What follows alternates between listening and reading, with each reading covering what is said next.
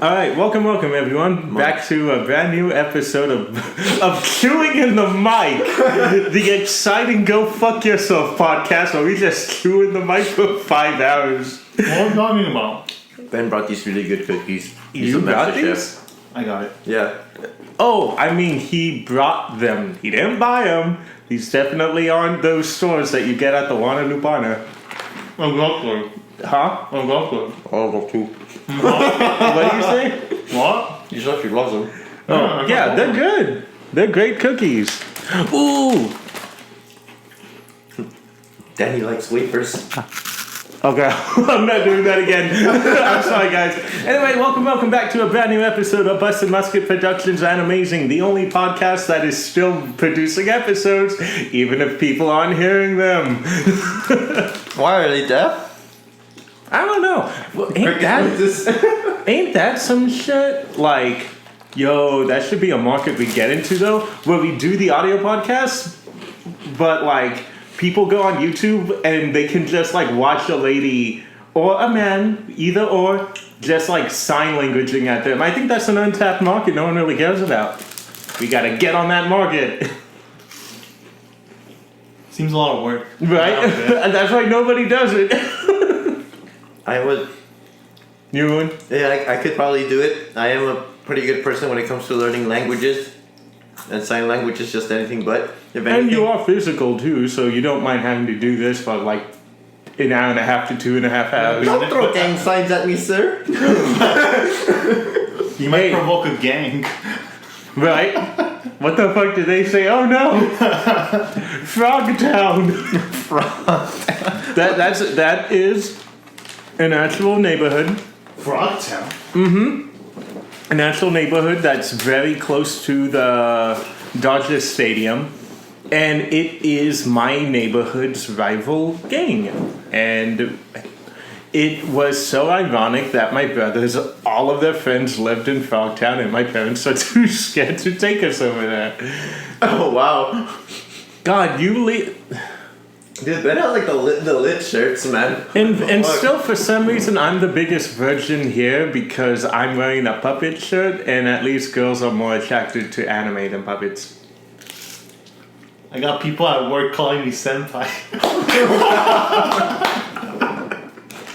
Anyway, guys, if you don't know who that is Ben. Diskin. Who... Oh my god, no, can you not? I still feel bad we did, like... Because I made this whole thing like, oh, we should do, like, a Death Note episode together. And he's like, yeah, if you can't get anyone else to come on that time. And I completely forgot to factor him in when we actually did Death Note.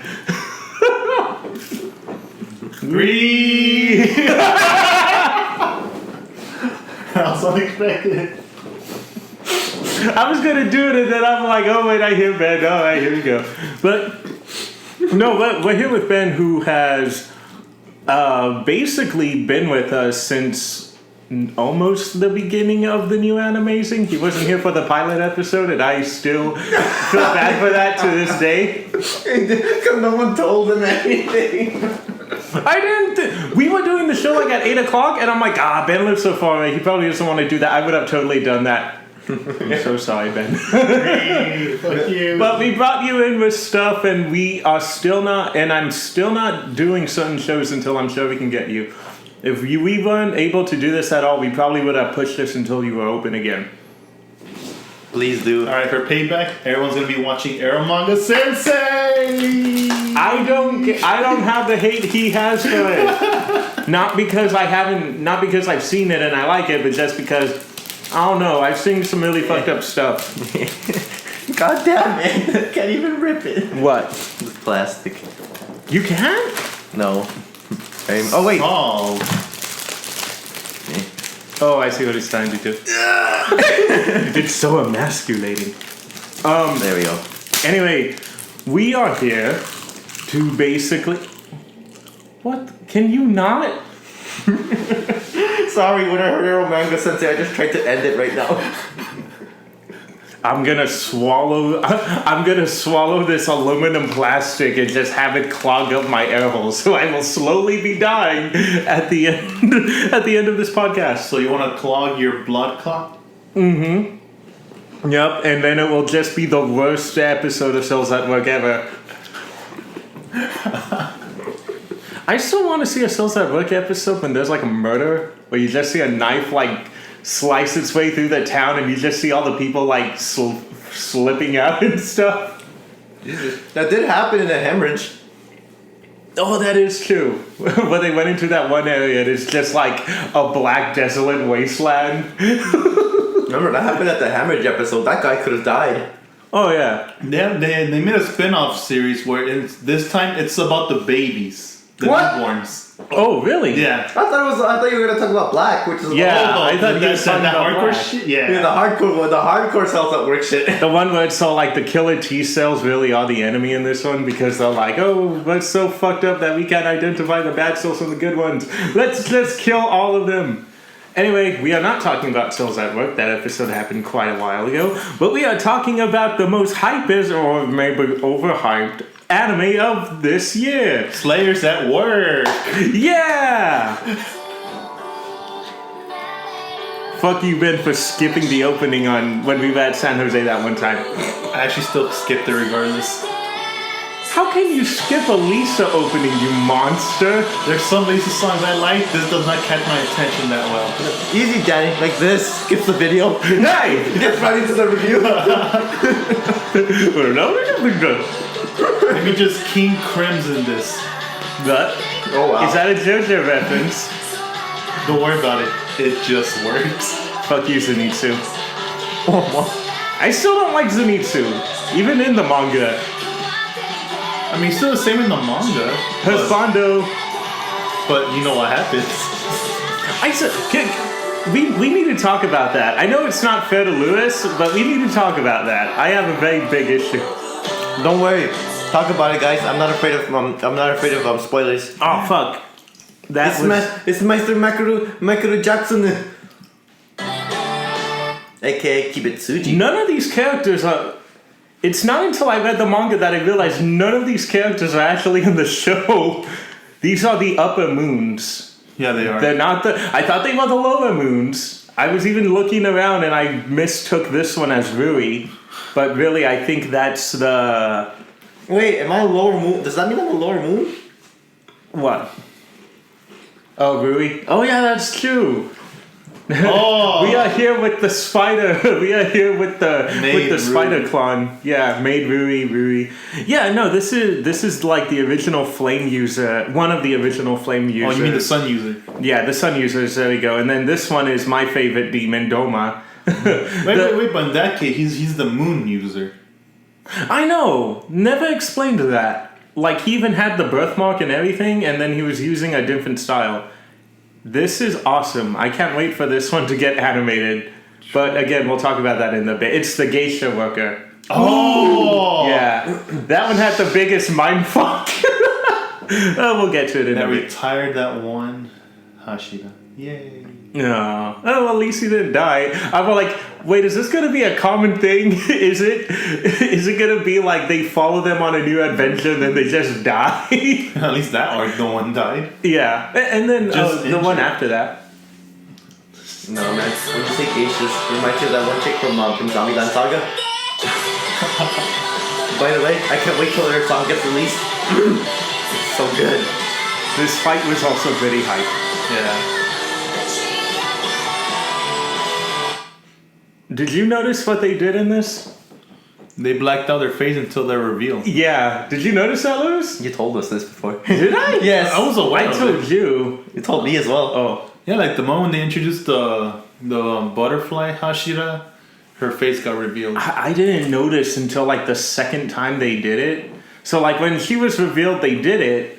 But then I didn't notice until the episode after that. And I'm like, wait. One of them's visible now, and then yeah, when they all started popping up, I'm like, oh wait, now I can see him, I can see her, I can see those two in the back. I'm like, okay, that's actually pretty neat. Also didn't realize that you see the spider family in the opening either.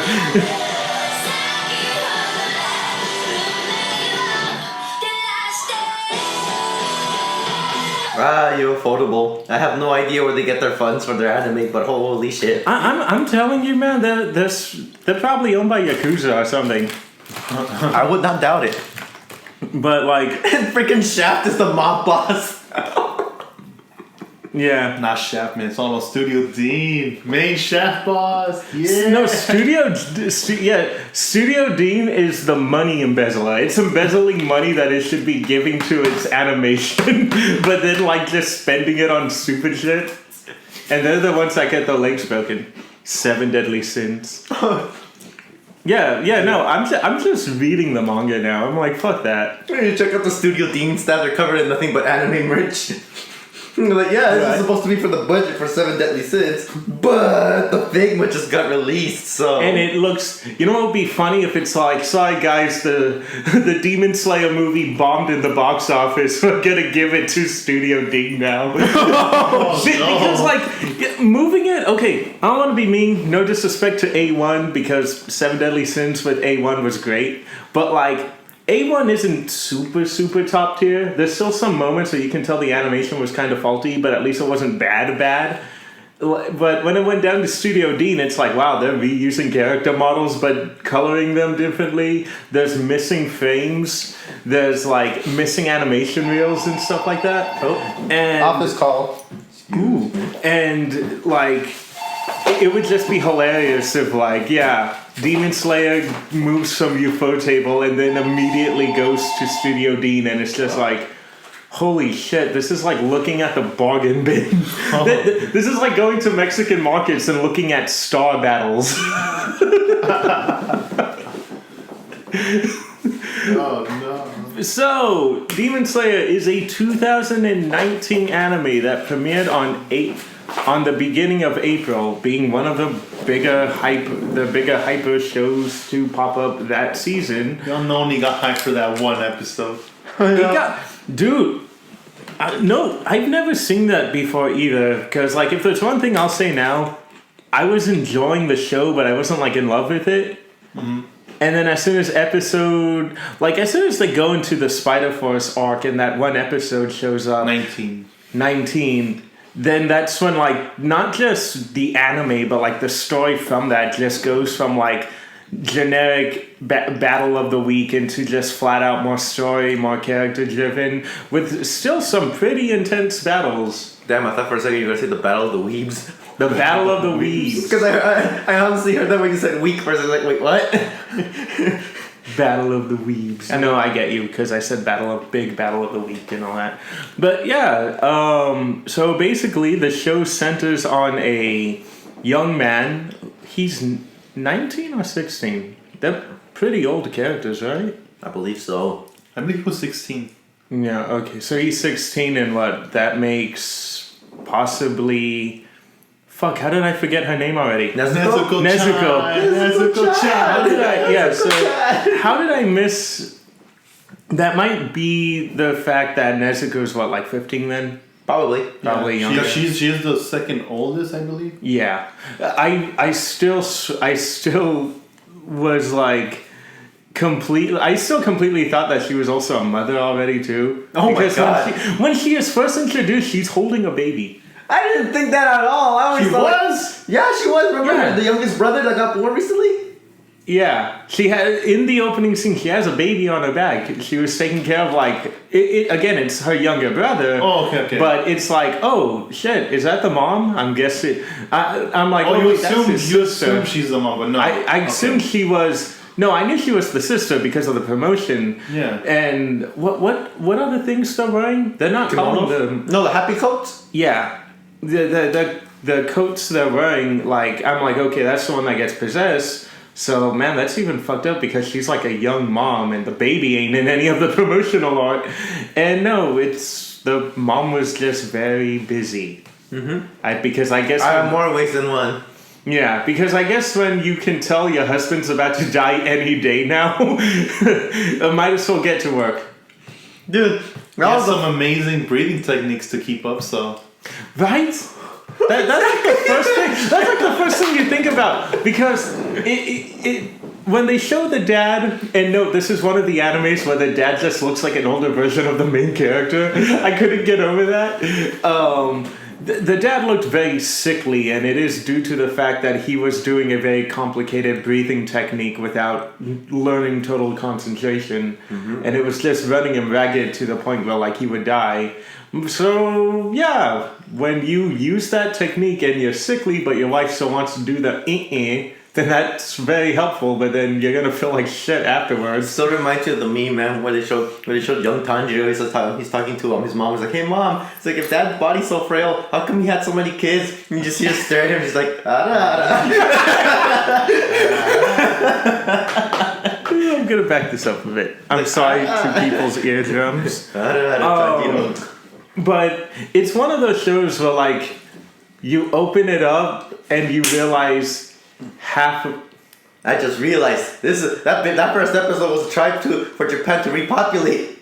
Yeah. But no. It's propaganda telling them not to repopulate. Yeah, to go with traps.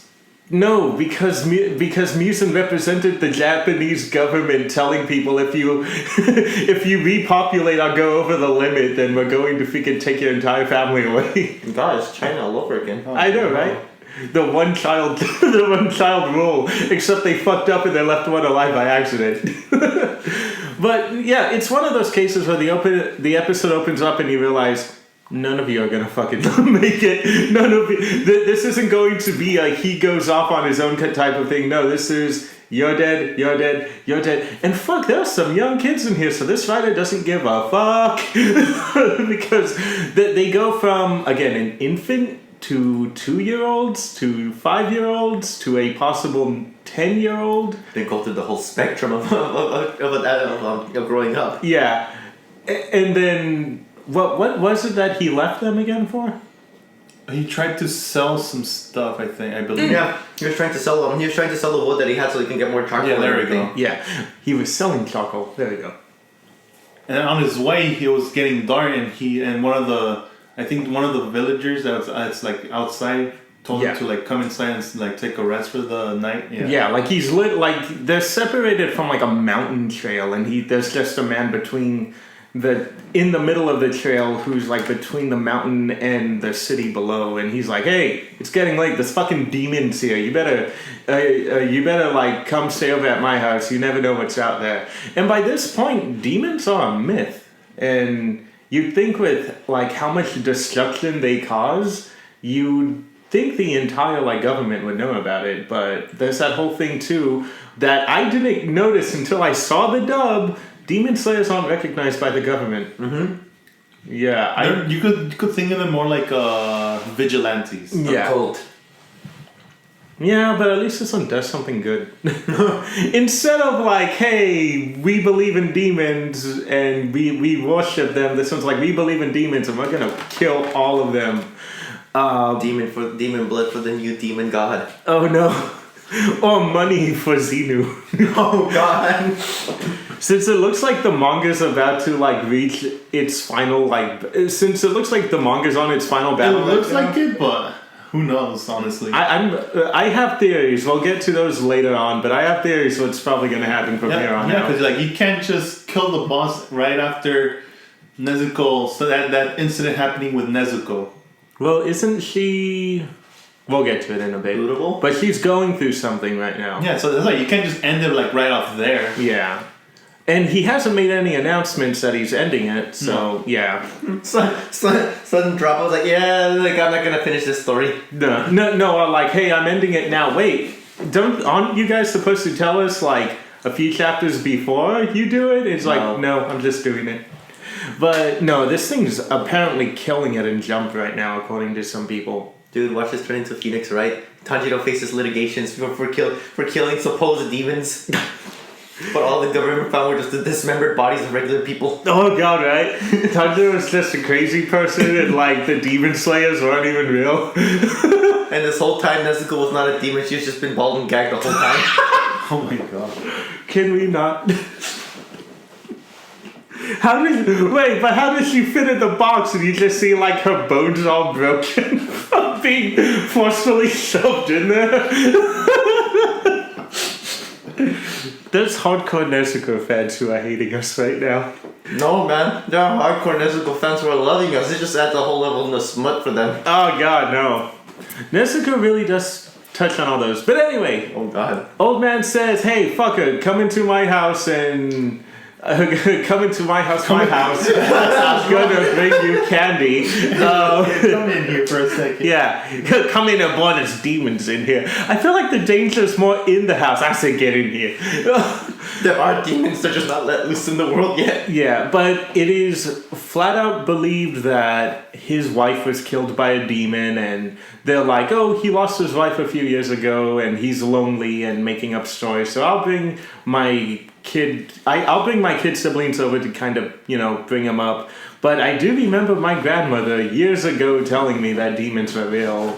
So he wakes up, and another weird thing about him is he has this insanely sensitive... Yeah, keen sense of smell. Yeah.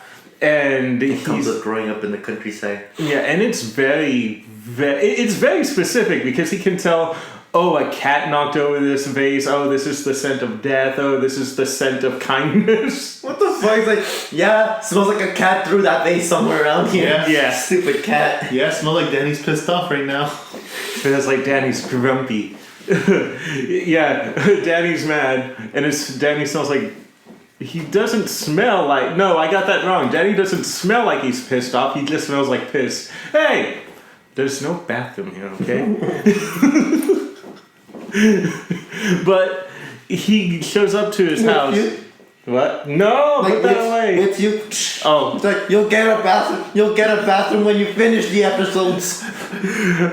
But it's like 5 steps away. No, it's unprofessional. But he gets immediately the sense of blood, races up to the mountain, and just it looks like a goddamn horror movie. Like the door was kicked in, the walls were clawed. And there was just blood everywhere, and they don't hold back. In the manga, you see it a little bit better. You just see the torn apart bodies of his little brothers and sisters, and he sees Nezuko, who was shielding it. I'm not wrong, right? She was on top of... she was shielding the little baby, the smallest one of them. Yeah. And even he didn't make it. She probably landed on it. Oh shit! What'd you say there? You trying to say that Nezuko's fat? No, she's saying that Nezuko's responsible for one of those murders. Yeah, because they flat out say no, she didn't eat any of them. And I have a feeling if they made it that she did eat the brother, then that would kind of defeat the whole thing that was going on with her. But he's witnessing it and oh my god, what the fuck happened? But he realizes that the only person who seems to be alive right now is Nezuko, and he's quickly racing down the mountain to get her to the doctor until she wakes up and starts acting like a rabid animal. And just tries to attack him, and she has fangs and her eyes look very feline-esque, and she's trying to, bite him, and gets very, very... this is a personal thing, but I like me my thick, muscly women. Because that's my thing. Yeah, that was his thing. That's a thing I also like too, but you guys labeled me as the lolly person. What am I labeled as? The trap. Why are you asking us? That's the easiest answer. I thought it was NTR guy. NTR and traps. That does not sound right. Trapping cooks. Traps and cooks. My god. Anyway, so she immediately grows in size, possibly 6 feet. I can't imagine he's that tall. So she grows about 6 feet and very muscular, and tries to bite him down until another dude shows up, gets her off him, and is revealed, oh, this guy's a demon slayer. And for you fanboys out there, in the dub, he's being voiced by Isaiah's voice actor, Johnny Young Bosch. Hey! Probably watching now. Yeah. Yeah, I thought you said you were going to try to watch the dub. I was waiting till it's halfway or... Yeah, it's only almost caught up. I'm watching it by the week. I have it recorded, so I'm fuck it, I'll watch it by the week. I have not been able to touch anime this whole time.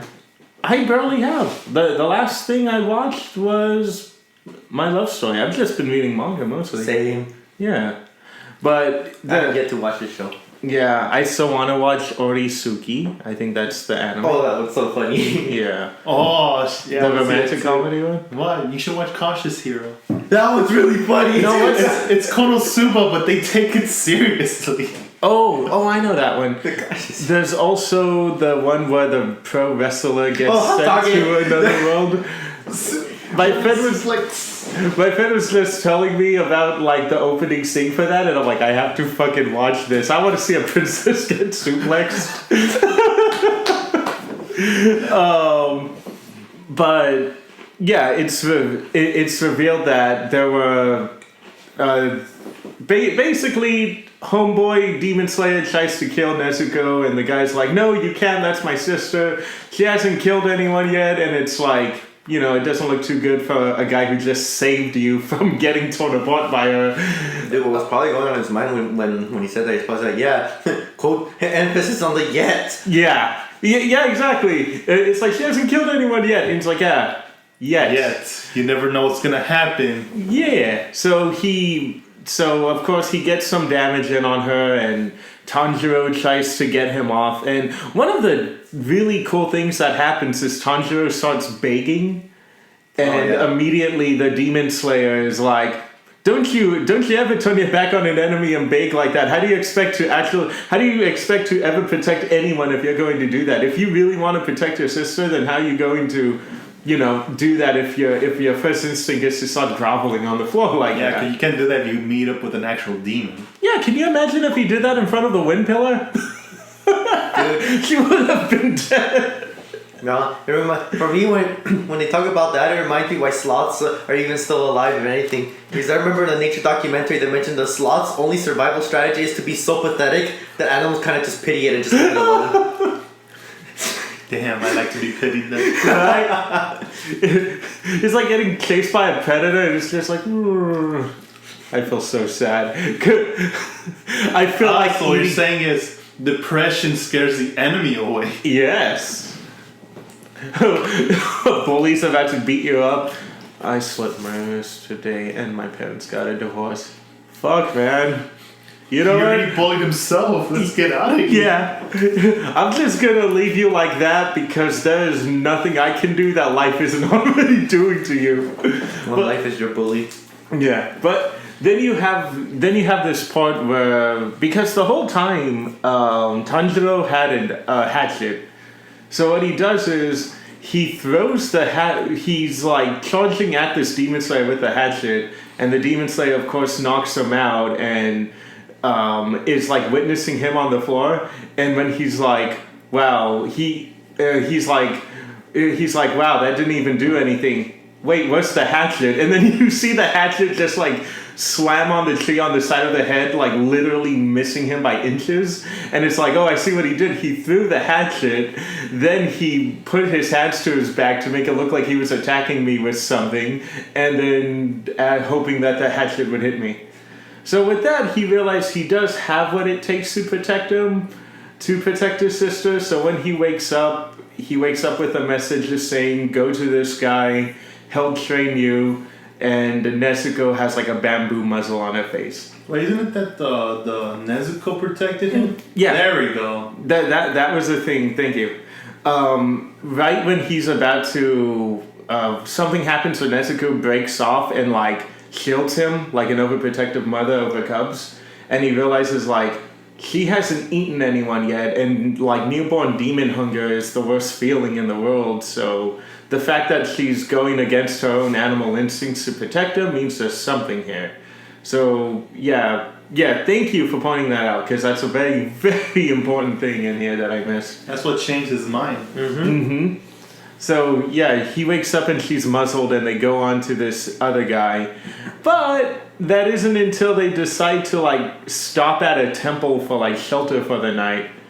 And then they witness that and no, the demons are not holy creatures because they can definitely go into you would expect a temple to ward off demons. Nah, not this case. No, they go into a temple and they just witness like everyone in there dead, and there's a demon voiced by Ben Diskin in the dub. So he probably won't be the wind pillar like I was hoping he would. Aww. You never know. I know. Yes, that's true.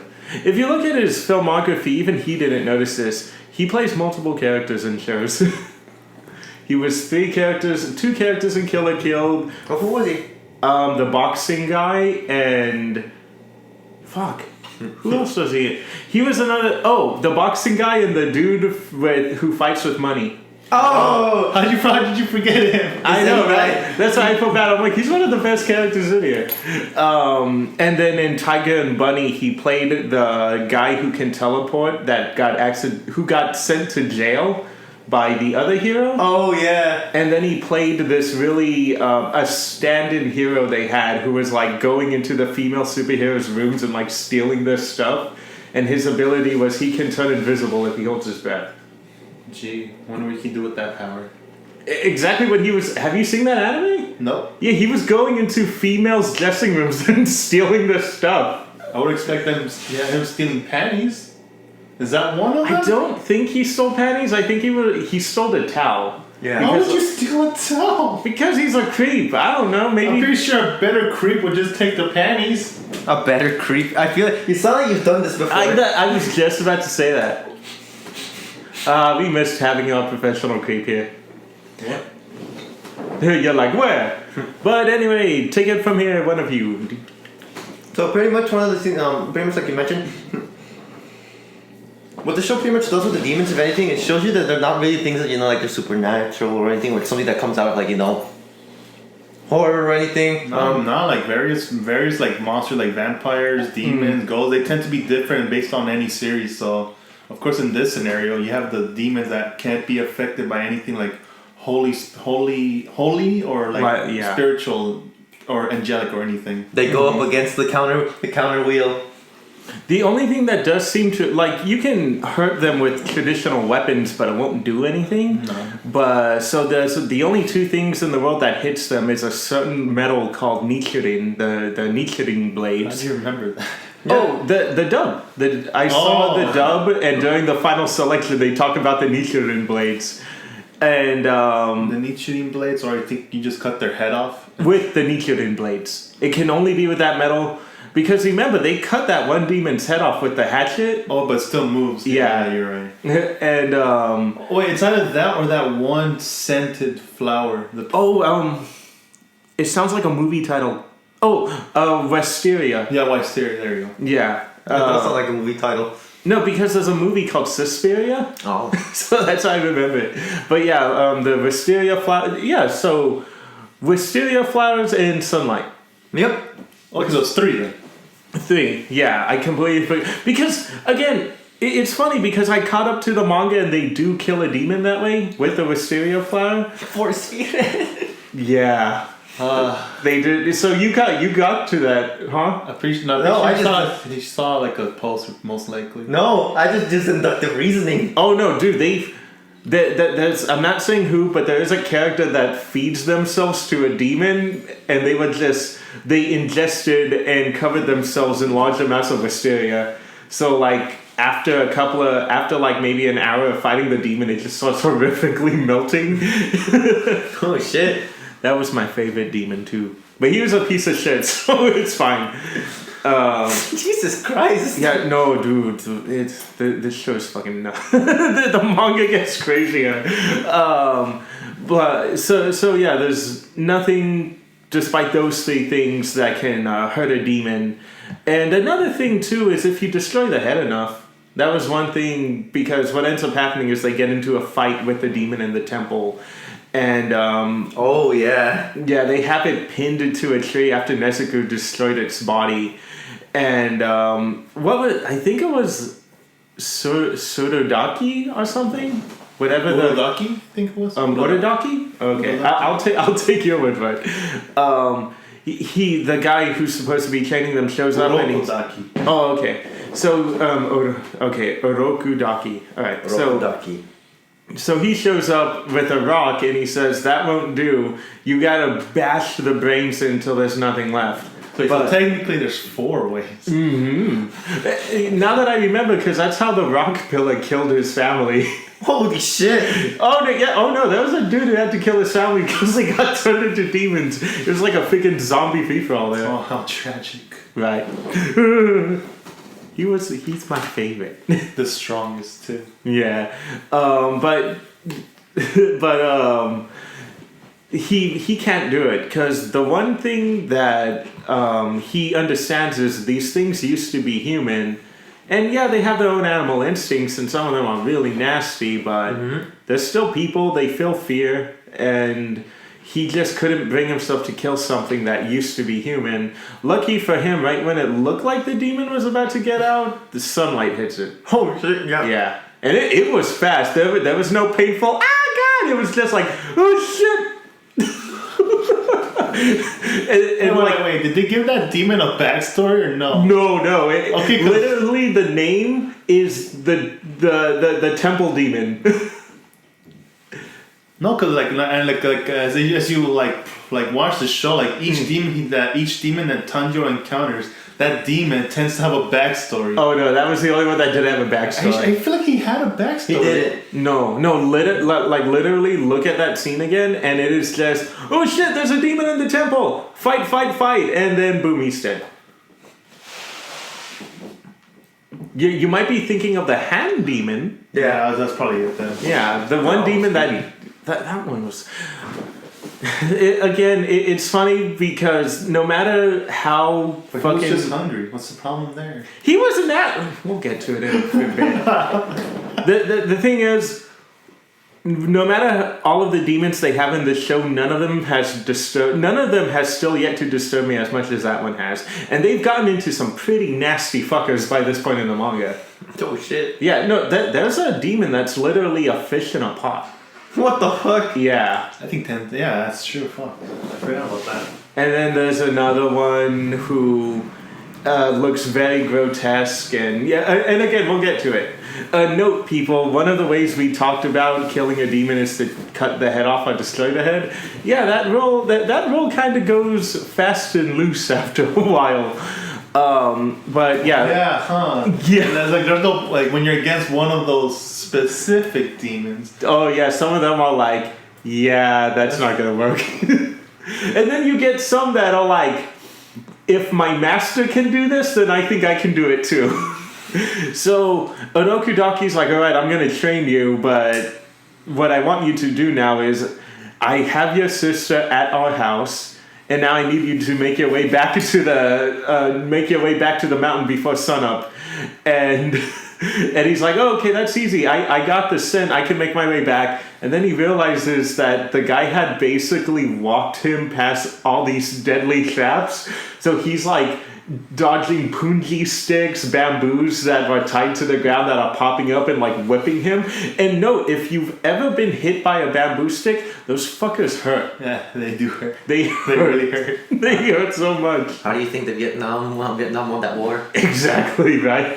They would just pop out of the ground and start whipping the American soldiers with bamboo sticks. Hey, we didn't lose the war. It was a tie. It was Besides, they're grateful now. They have McDonald's. Oh God! Oh, I thought you were gonna quote Kong, where it's all like it was a tactical retreat. I'm like, no, they kicked their asses. No, I quoted Red Foreman from that '70s show. Oh yeah, right? Because did he fight in Vietnam? Yeah, the commies. That was so appropriate. But then you have So anyway. Then you also have my favorite type of traps, and that is, my favorite type of trap, which is the log tied in the tree line. Yeah, I'm sure that log was tied in there pretty well. There was a log somewhere being hidden. Woo! There we go. Anyway, one of my favorite traps in the forest, which was the logs that are tied to the ceiling that drop down. Because there's one point where he gets hit by one of those things, and I'm just like... One of those what? He gets hit by a log, Ben. Oh, I think he trapped. Anyway, he gets hit by one of those things, and I'm just like, you're dead. You're dead now. That looked painful. But, he makes it down after getting horrifically beaten up. And, dude, those traps were those traps were pretty far and wide used. He pretty much used every trap in the book. Yeah, almost everything. He really did not want him to succeed. Yeah, there's just one trap. Yeah, I'm pretty sure if he used the final trap in the book, he could have won. Yeah. And what's that? How's that final trap? What's the final trap? The rabbit snare? No. Oh. I don't know. Would Tanjiro play that way? Because he doesn't even give into the I want to fuck my little sister stereotype here. Hey, at least he's not into incest. Yeah. Exactly, that's good. That's one of my favorite comments on this opening cover from Amelie is, oh my god, anime about siblings that doesn't have incest? Finally! But he makes it down, and the guy's like, "Okay, fine, I will train you for real this time." And they go over in a montage type way that he gave him a katana, and would make him go through the exact same chaps. But this time it's like, oh, now he had to account for the weight because he mastered how to get through that course without a katana. But now with the sword, he had to factor in the rate, the speed, the timing that the chaps would set off faster now that his weight has increased. Yep. And don't forget they also learned like some water breaths that wasn't aware until like you go up until he took the actual trial. Yeah. Well he talks about like the breath of water techniques, and there's 10 forms, so he's technically 11, but there's 10 forms that he needs to learn, and he does, and a lot of them are like really embracing water. Like literally at one point he had to meditate underneath a fucking waterfall, and not under the waterfall, like literally having it hit him. Yeah, that's a common meditation thing. Yeah. I thought I kind of want to do that. I thought it was like in front of it. I didn't know it was flat out like ah. Yeah. Does it hurt? That's what I wonder. It's like immense pressure. It's like 1,000 hands just going in and pressing down your body. To demonstrate for you. Like this. So it's kind of like when it's constantly pressing, you just kind of have to kind of like make sure your shoulders don't get stiff or anything. Mm-hmm. It's like Chinese water pressure on steroids. Yeah, like torture. Yeah, and there's like a lot of anime that make it look easy, but then you realize those are like very experienced people. But yeah, this one he's just flat out like, I'm doing this for Nezuko. Actual line. Huh? What? Ben just lost himself. Maybe this wasn't a good idea. We need to have a quick aside. We have to get him the fuck out of here. No, I'm joking. So, every time we're gonna say her name, I'm gonna say it like Zenitsu says it. I'm gonna be like, Nezuko-chan! Can you not? I don't like... Okay, we'll get to it again. We're gonna be speeding through this. We're also gonna be here all night. It's already 6:50. Yes. To be fair, we started like around 6. What the fuck did the last 15 minutes go? Do you... You came like at 5:40 something? No, I know, and I apologize for that. But we started the show at 6. Wow, okay. We're not speeding through it, but we really do gotta focus on the show now. So anyway, Dark Crystal, guys. Anyway. Sorry, okay, let's speed through this, alright. And then Tanjiro meets the pillars. Wow, motherfucker, we'll get there. You said speed through? You fanboy. Through. Anyway, after training, his master is like, okay, last thing. One more test. Yeah. Takes him to a misty forest, and you see a rock that he has to slice in half. That's literally the size of Lewis's living room. I'm all like, are you sure it's not Patrick's house? Right? I'm just thinking, like, man, is the sword even long enough to go through it like that? Okubatsu's secretly Patrick's landlord. He was like, nah, you gotta slice that rock. The tenant won't leave. Yeah. But people didn't realize that if you look closely in that scene, you see a little pink sawfish in short sliced in half. Wait, that won't help. They multiply like that. Oh no! Orokudaki's like, wait, you got the tenant out before you cut it in half. No. Oh no! Hey, Orokudaki! Patrick's a demon confirmed. But he can't do it, and one of the big problems is Orokudaki told him, hey, if you break my sword, I'm breaking your arm. But so he can't do it, and suddenly these one guy shows up in a mask, like a fox or a wolf mask. Never really says it. Probably a fox, if anything. Yep. Yeah. So he shows up in a fox mask, voiced by Saitama's voice actor in the dub, Max Middleton, who is also King's voice actor, I think. King or Gopher? Anyway, that's not important. He shows up and is like, he's like, okay, you want to become a demon slayer? Then fight me. And despite the fact he's using Tanjiro's using a real sword, this guy's going at him with a bokken. Yep. Which is one of those wooden swords for all of you weebs. Yeah, for all of you non-weebs. For all of you non-weebs and the weebs. Yeah. I call myself a non-weeb. My fuck. I sense lies. Yeah, he's literally wearing a shirt that's a senpai. But he goes and obviously kicks Tanjiro's ass. And he walks away and he says, okay, your turn, Makomo. And suddenly another person shows up, which is in the form of a little girl by the name of Makomo, who, rather than like physically training him, she's kind of critiquing his style and kind of perfecting his moveset. And every day the guy will show up. I think his name was Sabito or Sabito.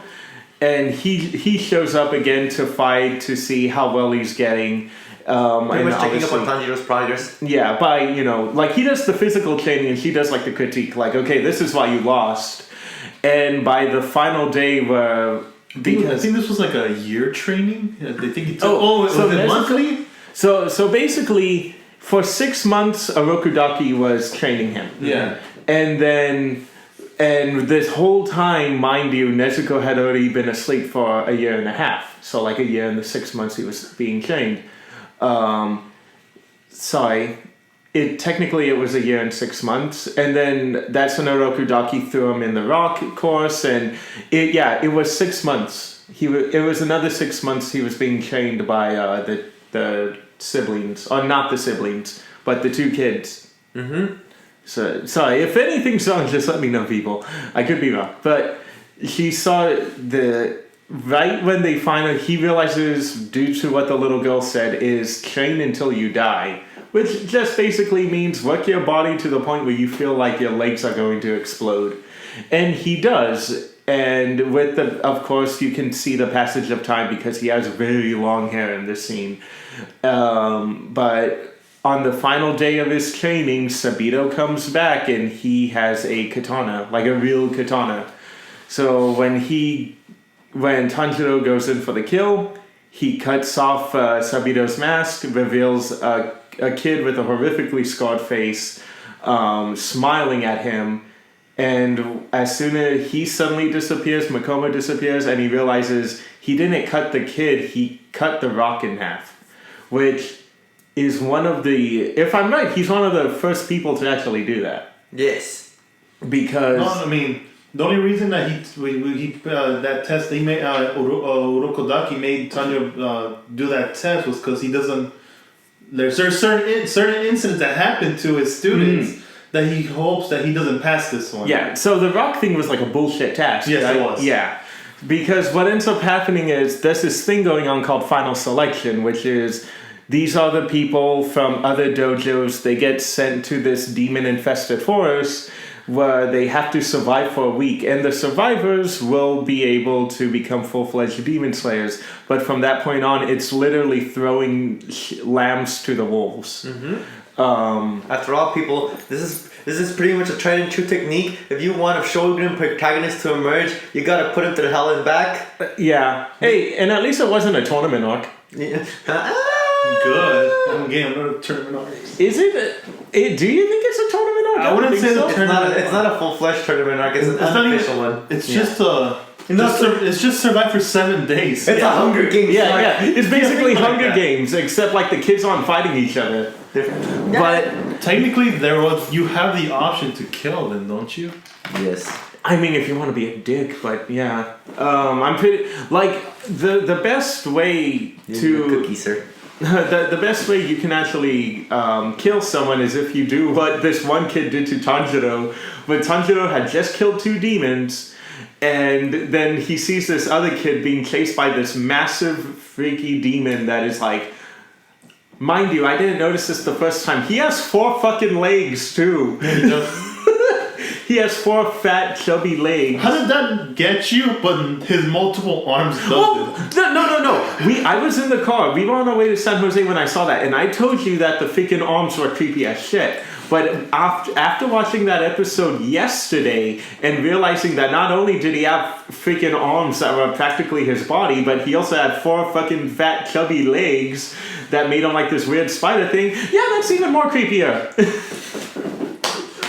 Because, and like, mind you, too, we don't actually see his face, because when he eats people, he has his arms covering his mouth, like his arms, these 2 arms crossed over his mouth, and when he eats, he stretches both of the arms, and you just see this black hole coming and swallow the kid whole. Jesus. But yeah, you see this one kid being chased, and Tanjiro's like, oh, I'm gonna go save him. So he saves him, chops his arm off, and the demon realizes, hey, you're that fucker's, you're that son of a bitch's Orokudaki students. I could tell because of that mask. He gives you that mask as a warning to the demons, but really that's just a beacon that lets me know what kids I have to kill.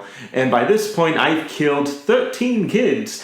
The 2 who stuck out to me was a boy with orange pink hair who was very powerful, but in the end just couldn't cut me. And then another one who was a little girl that wasn't strong, but her acrobatic skills were amazing.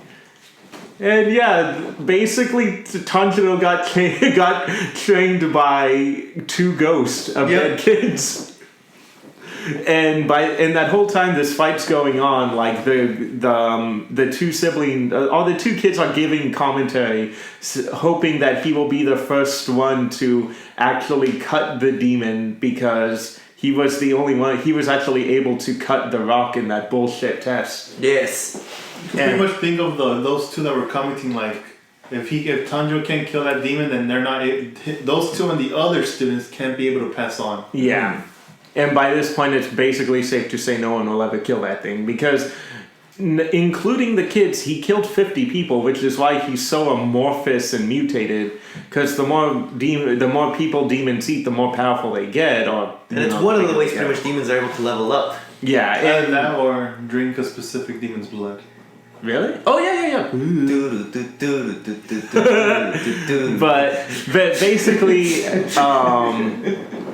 But basically what ends up happening is Tanjiro gets into a fight with that demon, and the kid that he rescued is like, oh man, you're on your own. And he runs off. Thanks for the help, fam. See ya. Right? So you get into this super epic fight where he's like slicing up all these arms, but they're regrowing faster than he can cut them. And when he kills the demon, you learn that it was a demon that at the time was a little kid who accidentally killed his big brother due to the hunger. And this was in the Edo period, right? No, it's further. Wait, the kid or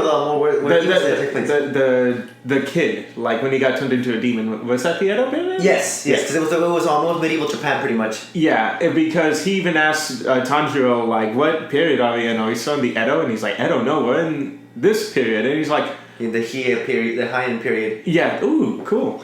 And because I totally wouldn't have remembered that. I just remember because of history, because it was this, and then it was the what was it called? The Meiji Restoration. There you go, Meiji Restoration. Yeah, but basically he's able to kill him, and you find out, yeah, he killed his big brother, and when he was a demon, he had a run-in with Orokudaki, and rather than killing him, Orokudaki sliced him up and threw him in the Wisteria Forest, which the reason why none of the demons are escaping that area is because demon slayers are literally catching those things and throwing them in there for the final selection. And it's like a personal zoo. yeah, and and that's probably one of the first times, except for the 2 demons he killed, where he actually Tanjiro gave the demon a peaceful death, where he like held its hand while it was degrading. Because he can smell or sense. Yeah. Yeah, it was another one where he's like, I don't sense any hostility in this one anymore. And smells the blood coming out of it. It's peaceful death. Yeah. How nice.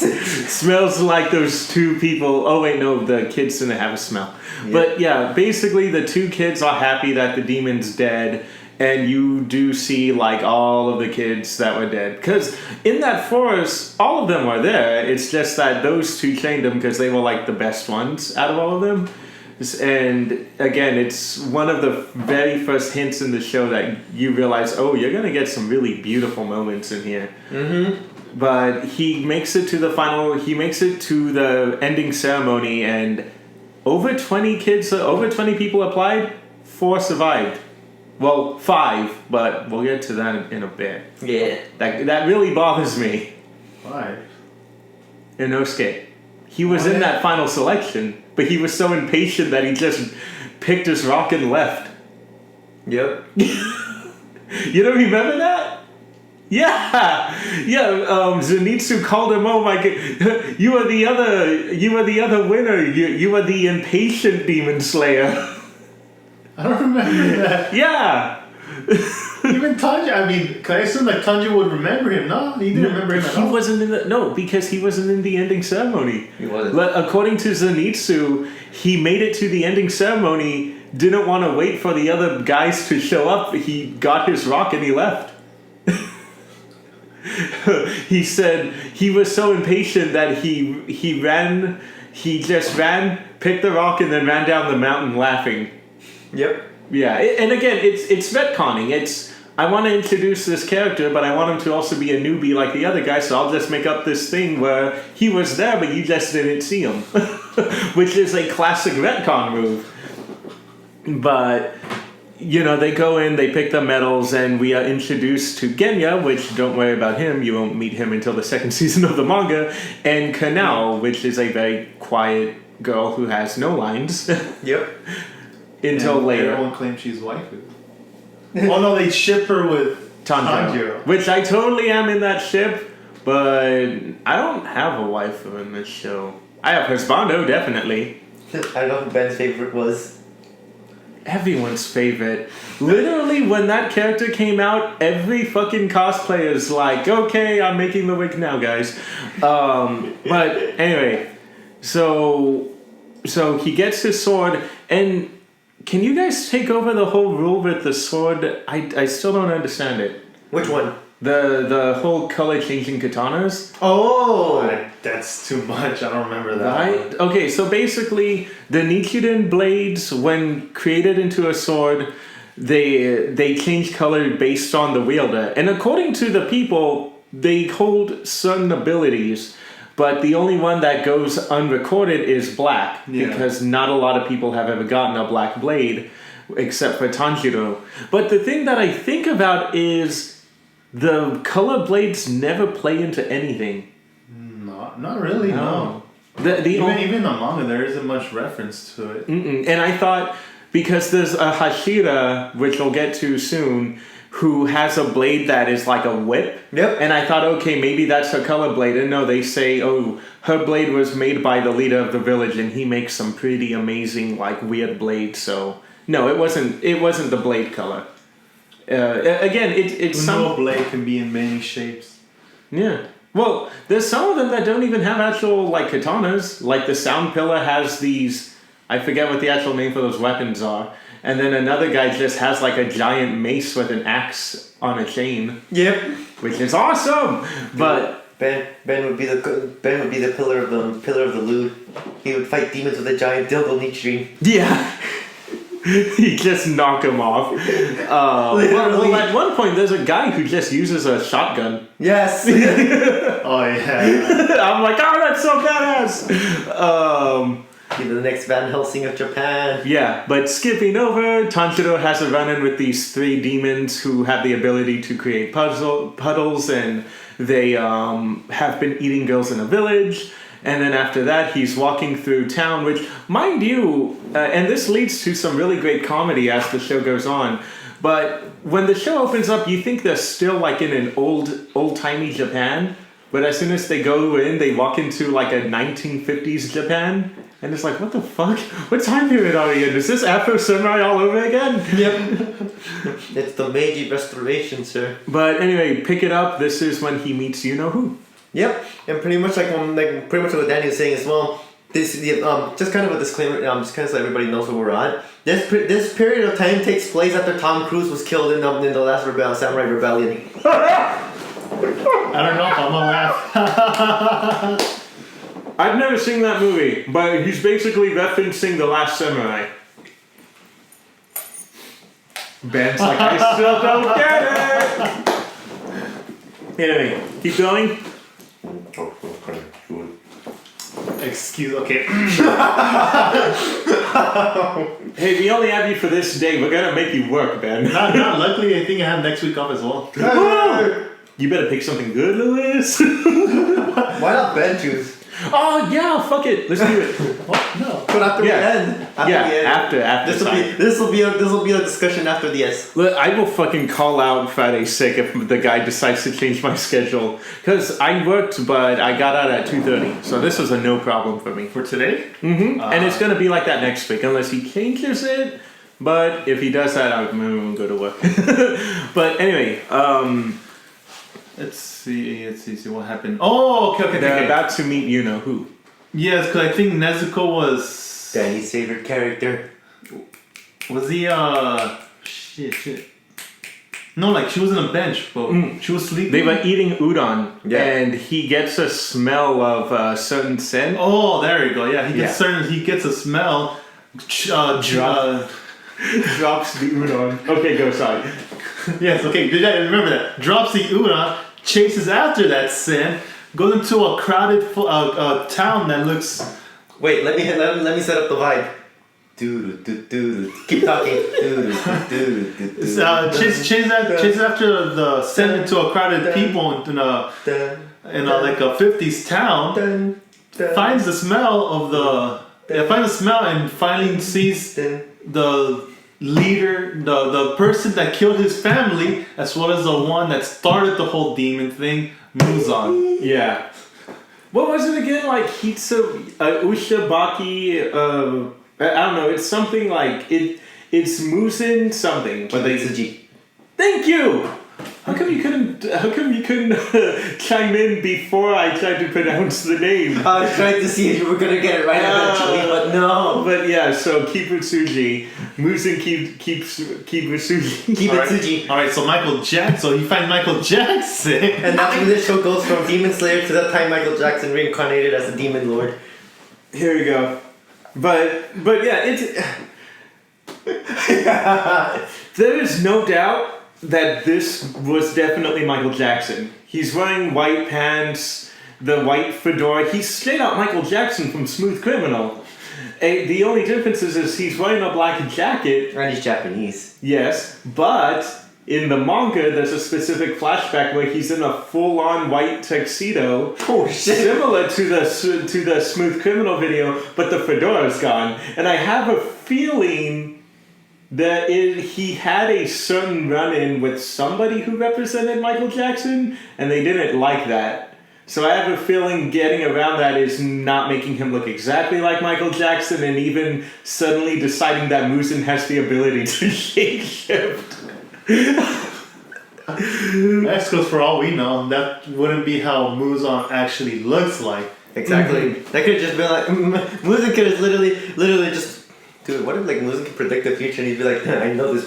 Oh my god, he's basically the genie from Aladdin. Yeah. He's like, I know this look will pick up eventually, so I might as well start the trend now. I can't wait for his final form where he looks like Arnold Schwarzenegger. Time to be terminated. Oh god! Alright, and then as Tanjiro gets ready to go in for the kill, he noticed that Muzan was holding a child. Yeah. That's what throws him off. Yeah, who's flat out like, who's this, daddy? And I'm just like, bitch move, man, bitch move. And then, yeah, a wife shows up and he's like, who the hell's this? And like, they look scared, and then the police are like, hey, why the fuck does that kid have a katana? And then right when he's about to, like do some, just regardlessly go for the kill. I was about to say Michael Jackson. Fuck it. Michael Jackson. Went smooth and just tries and cuts someone on the neck without no notice except for Tanjiro. Yeah, a guy got stuck by the smooth criminal, which in anime standards means you turn into a bloodthirsty demon. Yep. Yeah, and then even then, there's no way demons exist. Right? Oh, that's just a crazy man. But instead of restraining the crazy man, let's restrain the kid who's telling us to stay away from him with the katana and let the guy kill other people. But no, they catch him in a bit. Right when he's about to get arrested, this weird smoke. It straight out looks like something from Monogatari. I have a feeling that scene was animated by Shaft for a few seconds. But like this really beautiful mist effect. With flowers and everything like surround him. And no, everyone can see that because it like goes in front of them and they're like, what the hell is this? And he runs off and he is introduced to two demons. Tomoya? Lady Tomoya. Yeah, Lady Tomoya, and I forget the other guy's name, but he's a fucking badass if you read the most recent chapter. Yeah, I didn't expect he had that ability. Well, we knew he had like a certain eye type of thing. We just didn't know he was able to do something like that. Yeah, and it was awesome. Anyway, sorry, I'm so excited for tomorrow. Bed slap. Lewis is like, what's happening? What? Remember, Lewis isn't caught up. I'm still surprised that I did catch up. But note, in order for me to catch up for something that long, I I basically became a super introverted person at my own cousin's wedding. My own cousin's wedding. Oh shit. A wedding and a funeral.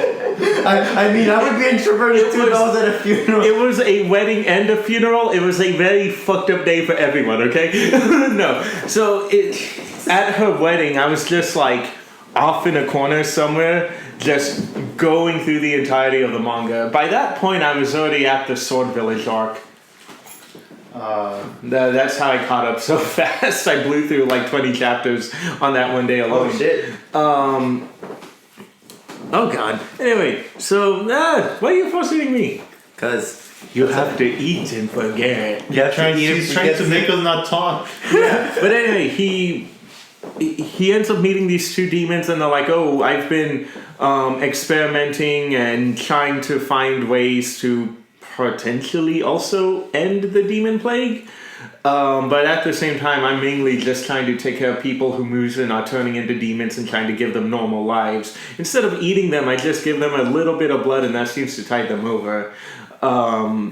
And he's like, well, is there a way we could possibly turn my sister back into a human? And she's like, yeah, I just need some blood samples from Muzan and possibly the demons he's chained directly, most notably the 12 Kazukis, which translate to 12 moons, right? yes. Mm-hmm. So 12 kazoos. That'd be a very annoying. Well, I mean, there's a guy who like fights with drums, so it would be hilarious if it's just like. Dude, when you say the guy that fights with drums, it reminds me of Robot checking out that one drummer guy, the anime drummer guy. Get something like going. a Z one, yeah. But they end up. Muzan, who is fully aware of this demon slayer, is like goes to these two kids who are like, hey, you two, if you want to become upper moons, sorry. No, you're good. If you want to become upper moons, go and kill this guy who has these weird. I wouldn't say you become upper moons, like just one of the moons. Yeah. Oh yeah, right. The lower moons, if anything. Yeah. Mm-hmm. So if you want to be indoctrinated into the 12 Kazuki, like go and get me this kid, bring him back alive. But if you have to kill him, whatever. And from that moment, they get flat out invaded by these two demons who again have some really hardcore powers for not even being 12 Kazuki. You have one girl who can throw these, I forget the name of those things, but she can throw these balls and actually kill people with them. Yeah, like throw them and kill people. The dodgeball world champ. Yeah, and then you have another guy who can fire arrows, and instead of hitting, like impaling them, they're just like. I mean, it doesn't impale them, but it goes based on what direction it's the arrows facing. Yeah, so teaming up with this girl, there's this part where Tanjiro's trying to bat these balls away, but he noticed that every few attacks, a ball would just change the direction midair, and yeah, it just turns into this big fight where Lady Tomoya and her bodyguard are fighting one demon, and Tanjiro's fighting the arrow demon, and. This is one of those cases where cutting off the head isn't the end-all be-all. Mm-hmm. Well, a very low account. He basically cuts the demon's head off, but the demon is just so pissed off that for its last seconds of life, he just starts giving Tanjiro like the worst case of the disease in the world, where he's just like contorting his body, making the arrows like fire like randomly everywhere. And with the other and of course, like they kill the other demon who sprouted 6 arms and started throwing 6 balls at a time. But they kill those demons, and that's one of the first like. That was Nezuko's first kickball tournament. Yeah. Oh yeah. Oh, ow. Remember her first attempt? She got her leg blown off because they're like, wait, no, don't kick him, you idiot. But apparently, killer dodgeball does not belong in the demon. Well, I mean, she could regenerate it, so yeah, but still, that's a big old that's a big old handicap for a demon that's not eating people, though. Yeah, because you have to remember, I think Urokodaki mentioned that she regenerates based on the amount of sleep she gets rather than eating. Yeah. And he and also like on a really funny note, loses a leg, goes in a coma for 6 years. one of the big things that like one of the big funny things that happen in this specific part is that when Tanjiro meets Lady Tomoya's bodyguard. Again, I wish I remembered his name. He says like, so your sister's the demon, and she's really tough to look at. And he's like, and it takes Tanjiro a minute to realize what he said. He's like, are you calling my sister ugly? Mind you, she was the most beautiful lady in our village. And he's trying to point out like Nezuko's like beauty, and this is like she's literally the epitome of our village women's own. Yushido. Yeah. Yushido. Oh, okay. Yushido. Okay. I said, So, yeah, he gets mad about that, but after they beat the demons, one of the things you find out in, like, the swamp demon battle is Orokudaki had hypnotized Nezuko to not perceive any humans as food and to perceive them all as her family. Yeah. So young females would look like the little sisters and young males would look like the little brothers. Well, you just see her pet. Yeah, she starts petting Yushido, and he gets really annoyed. But when they're about to leave, and Lady Tomoya offers to keep Nezuko, which he says, I don't want to be separated from her, so I'll hold on to her for now. He does end saying, hey Tanjiro, your sister is beautiful, and then they leave. But. What ended up... Oh, this is the house demon, right? Yes. Okay, so take this over. Because I'm getting mic'd up. So the house demon, that was the one that's crawling all over the place, right? Oh, yeah. There were 3 of them. Yeah, there was 3 of them. Yeah, because I know one of them was the one that kept kept crawling all over. And that's where Tanjiro meets Zenitsu. Yes. Oh, that's right, I forgot. I forgot about that. Trying to basically... harass a woman into marrying him. Yep. But that was before he met Nezuko-chan. Yeah. So go. Ow, that hurt my throat. Oh, but he was not aware of what Tanjiro was carrying. Yes, exactly. He just knew it was something important. And pretty much one of the things, yeah, like you were mentioning, trying to coerce somebody to like get married, to marry him and everything. Yeah, and she's like, I'm already engaged. At least you know Zenitsu to NTR. Oh God, the one you hear. The one thing I feel bad for Zenitsu is another demon slayer who became a demon slayer to basically avoid getting like going to jail. Well, sort of. Oh no, I'm sorry, I got that completely wrong. Basically, he was engaged to a woman who left him and then left him in a bunch of debt with her own family, and the family were of course going to do things to him to collect. But then his grandfather comes, gets him out of the debt, and says, "Hey, as a thank you, I want you to actually study my lightning technique." Yeah. Oh yeah. Yeah. That's how he learns Was that his grandpa? No. That was either someone he called his grandpa, but he called him. Like, he considers him a grandpa, but Yeah. he was training under him pretty much. Yeah. Okay, so it's just some random man. So he can learn his thunderclap and slash. Yeah, but I don't know why. Every time I think about that. So I could have sworn the anime had stated that there were 3 forms, but then the manga later on says there were 6. Do you remember that? Oh yeah. I remember that, but I think he was supposed to learn at least 3 of them. I believe. Oh yeah. He was only able to master only 1 to the highest limit. Yeah, and he even says like, "Yo, if you can only do," his master tells him, "If you can only do 1, then you make sure you master that to you are better than anyone when it comes to that form." But also, mind you, because the manga sure as hell didn't cover it at all. He was training under. There was another guy training with him who should have also been like the lightning pillar. Who was able to master the other 5 forms, but he couldn't do 1, which that was a big blow to his self-esteem, because it's like, I know you can master the other forms, but you can't even do the most basic move. What is that? But anyway, so I keep going. And pretty much it. Sorry, I choked on my saliva. But pretty much, yeah. So like meets the need to and everything as well. When they're going into the housing and everything as well, that's pretty much where like the set gets formed by the 3 demons. Yeah. There's the crawling one, and then what were the other 2? The one with the tongue. The one with the tongue. There we go. There we go. The crawling one and the drum. Yes. Yeah. And they that was one of their missions to go in there, right? Or Yeah, he had Got a call about demons harassing a village, or was it a building?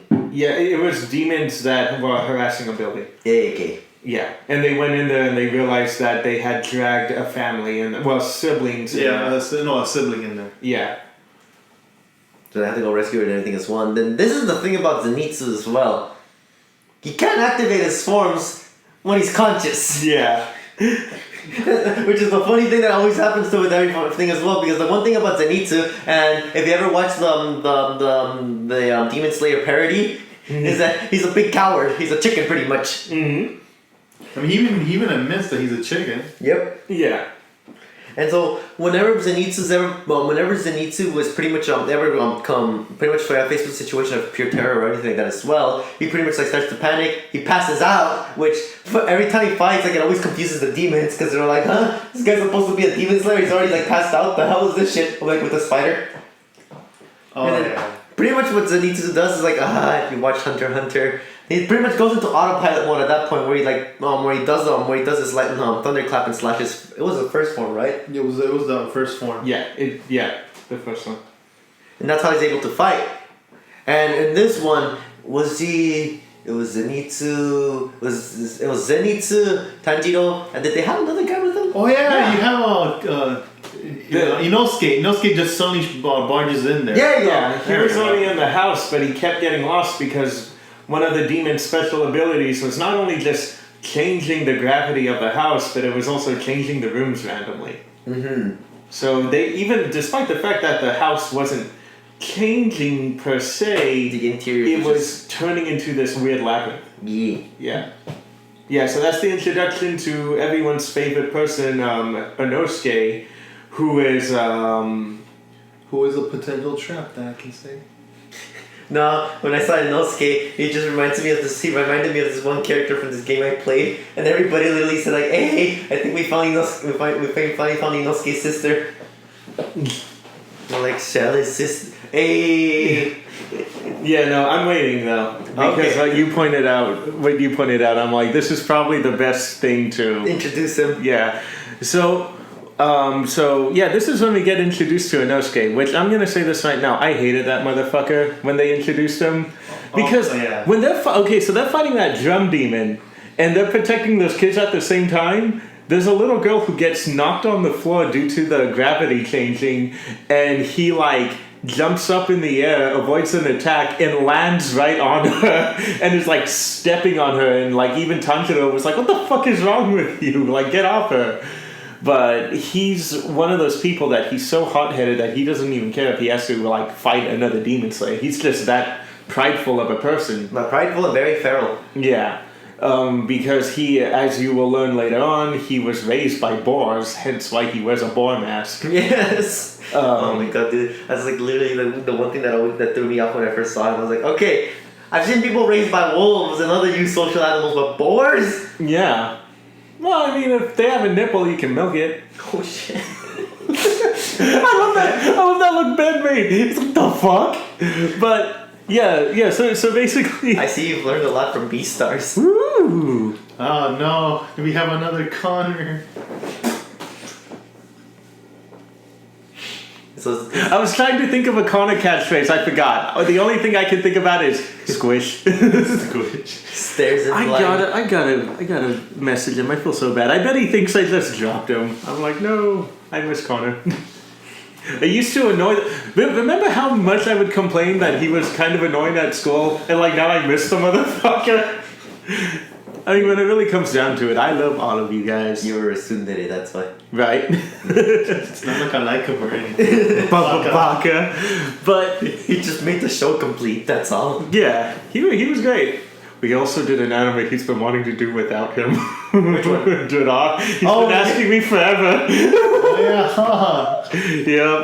Well, I'll make it up somehow. But basically, they end up fighting this other demon who can use jumps as a weapon. And basically, quick thing short, there's two other demons wandering around in the house, and Inosuke kills one and Zenitsu kills the other. Mm-hmm. But in that case, Zenitsu was with another little kid. A demon was about to attack them. Zenitsu passes out. And right when the demon was about to eat the both of them, you hear what sounds like someone breathing. In the anime, it sounded more like sizzling. Yeah. And then he's all like, ew. And then he's like, the demon's like, wait, what the hell's that noise? And then next thing you know, his tongue falls off. Yep. And you don't even see it. It's just like his tongue falls off, and then he sees Zenitsu get up with his eyes completely closed, draw his sword in a battle stance, and then just like fucking flash kills that thing. Yep. And when he wakes up, he's like, oh, what happened to the demon? Oh, you saved me! Yeah, I was like, wait, you mean you don't know what happened? Oh, you saved me from the demon! I'm not gonna leave your side, you're protecting me! That's the thing about Zenitsu, he never has any recollections of what happens when he was in his lightning form. Yeah, and let's note, we're really downplaying the voice here, because the voice... Everyone was complaining when Black Clover came out that Asta was like... wait, yeah, there you go, that's close. Do you want to hear the most annoying noise in the world? Okay, sorry people. Anyway, he's on that level of screaming. It gets really old, which is why it took me a long time to kind of get used to him. I like him. I didn't like him outright, but I'm okay with him now. I just wish they handled his backstory battle a little better, because there's he got into a really big battle in the manga a few months ago, and there was very little build up to it and not even any indication that that's what was going to happen. Oh yeah, it's true. Yeah, it's just suddenly like, I have to kill you, and it's like, when was he established? That one sentence in the very beginning of the series, but we did not know that's what happened to him. We do not know how Zenitsu found out. How did he know he was a upper moon? I think, if I recall, there was a chapter where he got a letter. Do you think that was it? Yes, because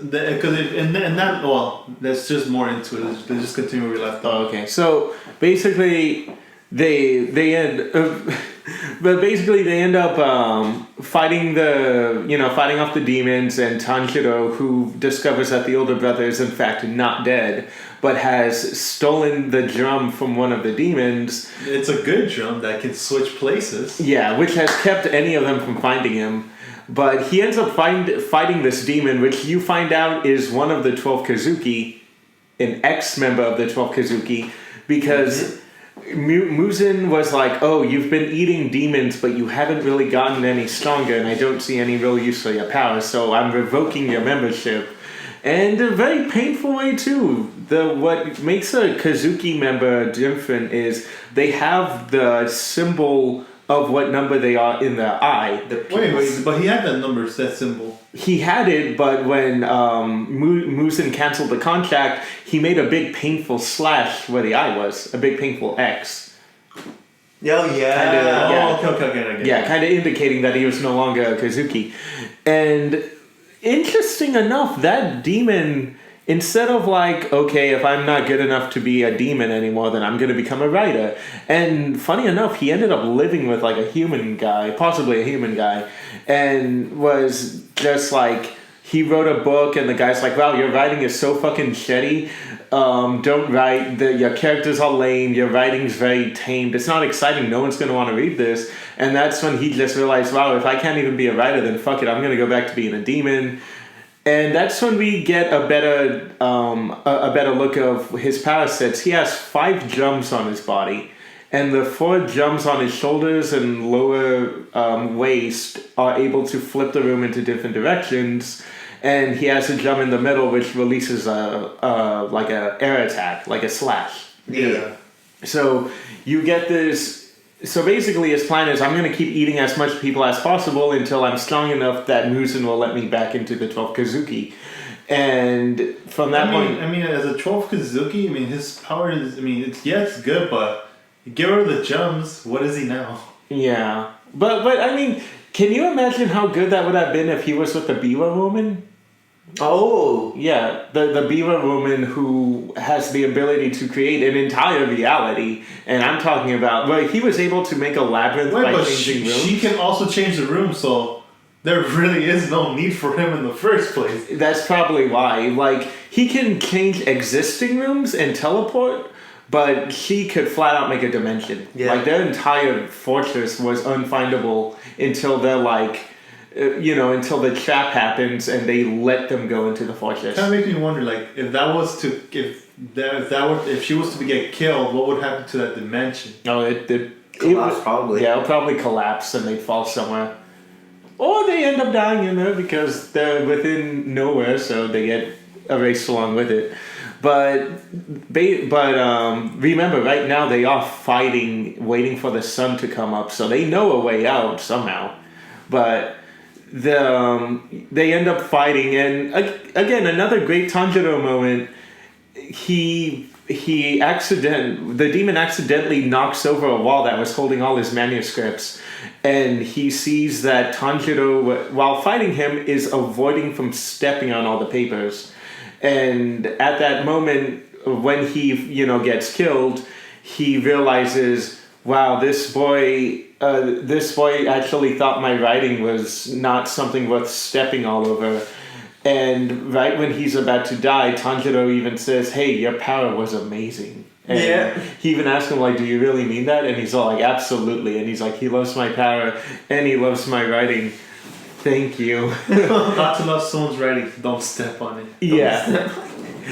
Especially if it's a bloodthirsty demon with reality warping powers. But can I say something that Giguk said? What? I looked in the manga to see how they did that chapter. This is one of those cases where the anime did it so much better. Because in the manga, they're actually using like arrow slashy effects to kind of dictate where it is. And then in the manga, you flat out see these 3D models in the 3D room being turned around and like flipping around with the gravity. And it's so dynamic and genuinely one of the most exciting battles in here for now.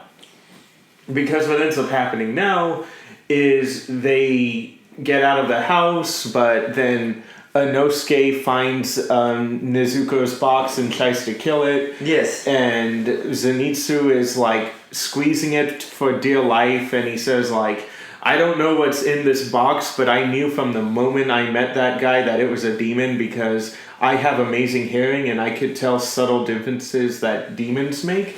So he must have a reason to why he's carrying around a demon, but I will not let anyone hurt this box. And yeah, he's getting kicked on, and Inosuke is eventually gets to the point where he's ready to just kill him to get to the box. Yep. And I think this is the moment, right? This is where the box pops open. Yeah, this is where the box pops open and Nezuko comes out. And it's funny because Anita panics at first. It's like, it's coming out. Yeah.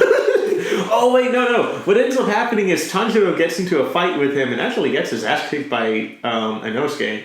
Because Inosuke's a pretty damn good sword wielder, but his physical fighting prowess is amazing. Yep. But it's funny because during the fight, they knock his hat off, and I love Zenitsu's reaction to it. He's like, a woman? And they realize Inosuke may have a chiseled body of a god, but he has a very, like, feminine, soft face, and he's all like, hey, don't talk about my face, I'm not no girl, I don't have a girly face, and and then he's all like, and then Tanjiro's like, you have very soft features and your face is quite feminine, it really does make you quite attractive, and it's like, shut up!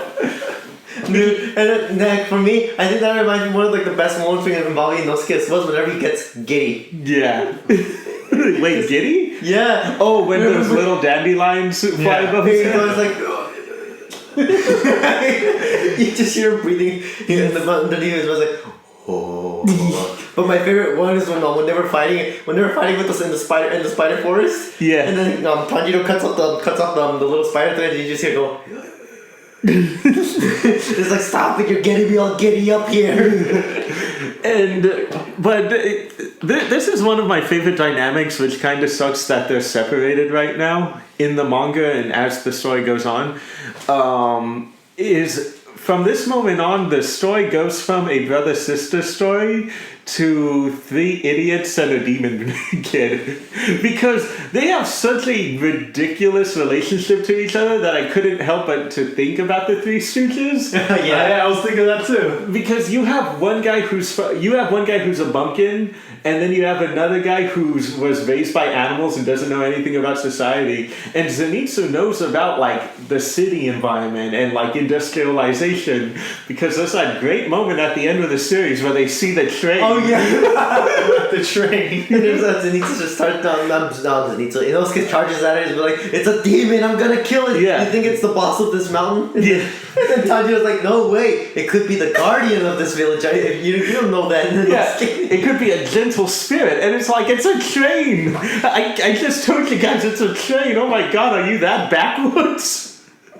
But yeah, they go to that family who years ago got saved by a demon slayer and have made it their code that when a demon slayer needs a place of comfort, they will go to that. Oh, the inn. Yeah, the inn. I think they have a symbol. It was the wisteria flower symbol. Mm-hmm. Yeah. Yeah, and they go, and that's when we kind of get some more goofy moments with them, but that's also when they find out about what's in the box. And again, like you said, the box opens and they're all freaking out like, it's opening! And then out comes out little Nezuko, which is one of my favorite little Nezuko moments in there, because it's so cute and I want to hug it.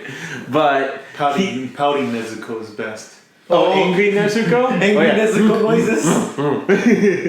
I just like the little noise that she makes. A dumb Nezuko though. Huh? What? Adult Nezuko though.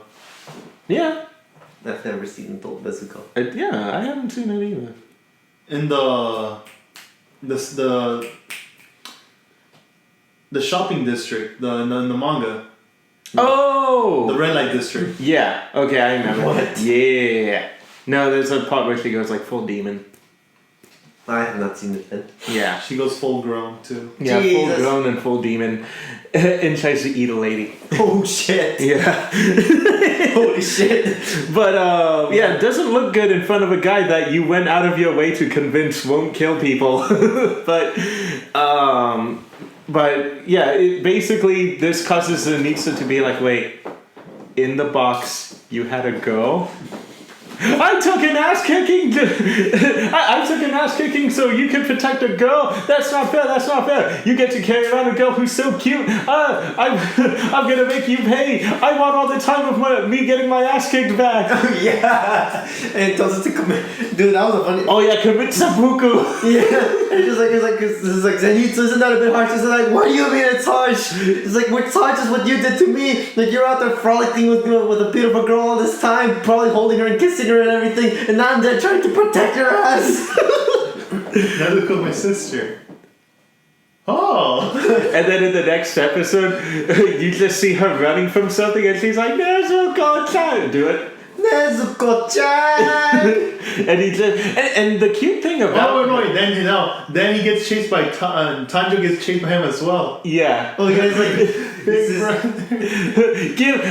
Wasn't it like he wants permission to marry her or something? It's like, give me permission to marry her. Hey, no, stop! You're being weird. and then Inosuke joins in out of nowhere. Yeah, because Inosuke, Inosuke is just a freaking precious boy. Because as you learn, he's never had a motherly touch. So one of the things. Oh, that's that. Yeah, so one of the things that I know, just a few months ago, they got into his backstory, and ooh, that was sad.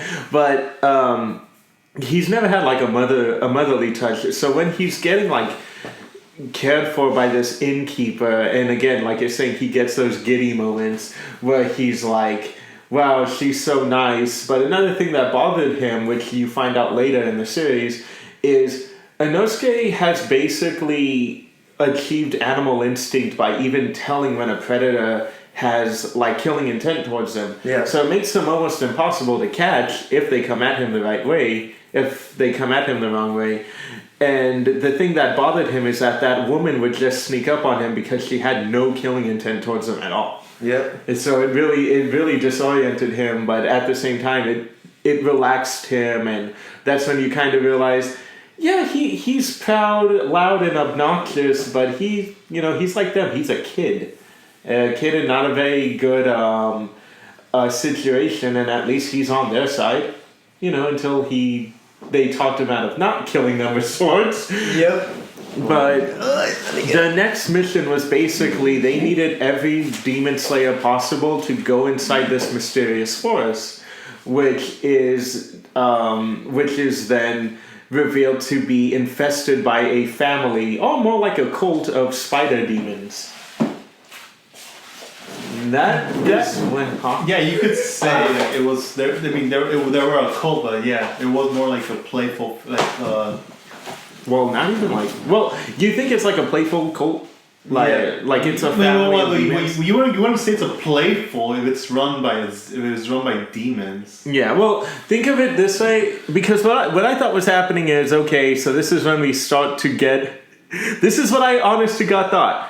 This is when we start to get into the territory where we are seeing how ruthless the demon slayers are, and we're gonna get this really sad arc where the demon family is protecting each other from the demon slayers, and I guess it will eventually come out where Tanjiro helps a few escape. No, it does not. They go in there and you immediately have freaking demon slayer puppet corpses or half-dead demon slayers tied up like marionettes, trying to kill them, and then and then you have like just this thing where the woman who's controlling all of them is being confronted by her son, who is basically, if you do not take care of the situation, I am going to tell Dad. And she's like, no, please, don't tell your father. God, this sounds like man. The more you say it now in English, the more it sounds like this is an abusive family run by an alcoholic father. Yeah, well, that's what you kind of get it. It's like you get like the bratty daddy's boy who's like, yeah, I know Dad hates. We all hate you, and Dad hates you too. So you better not fuck up, or else I'll hit you. And then when you start getting into more backstory, you realize, the dad has a fucking spider head. Not a spider body, but just a spider head.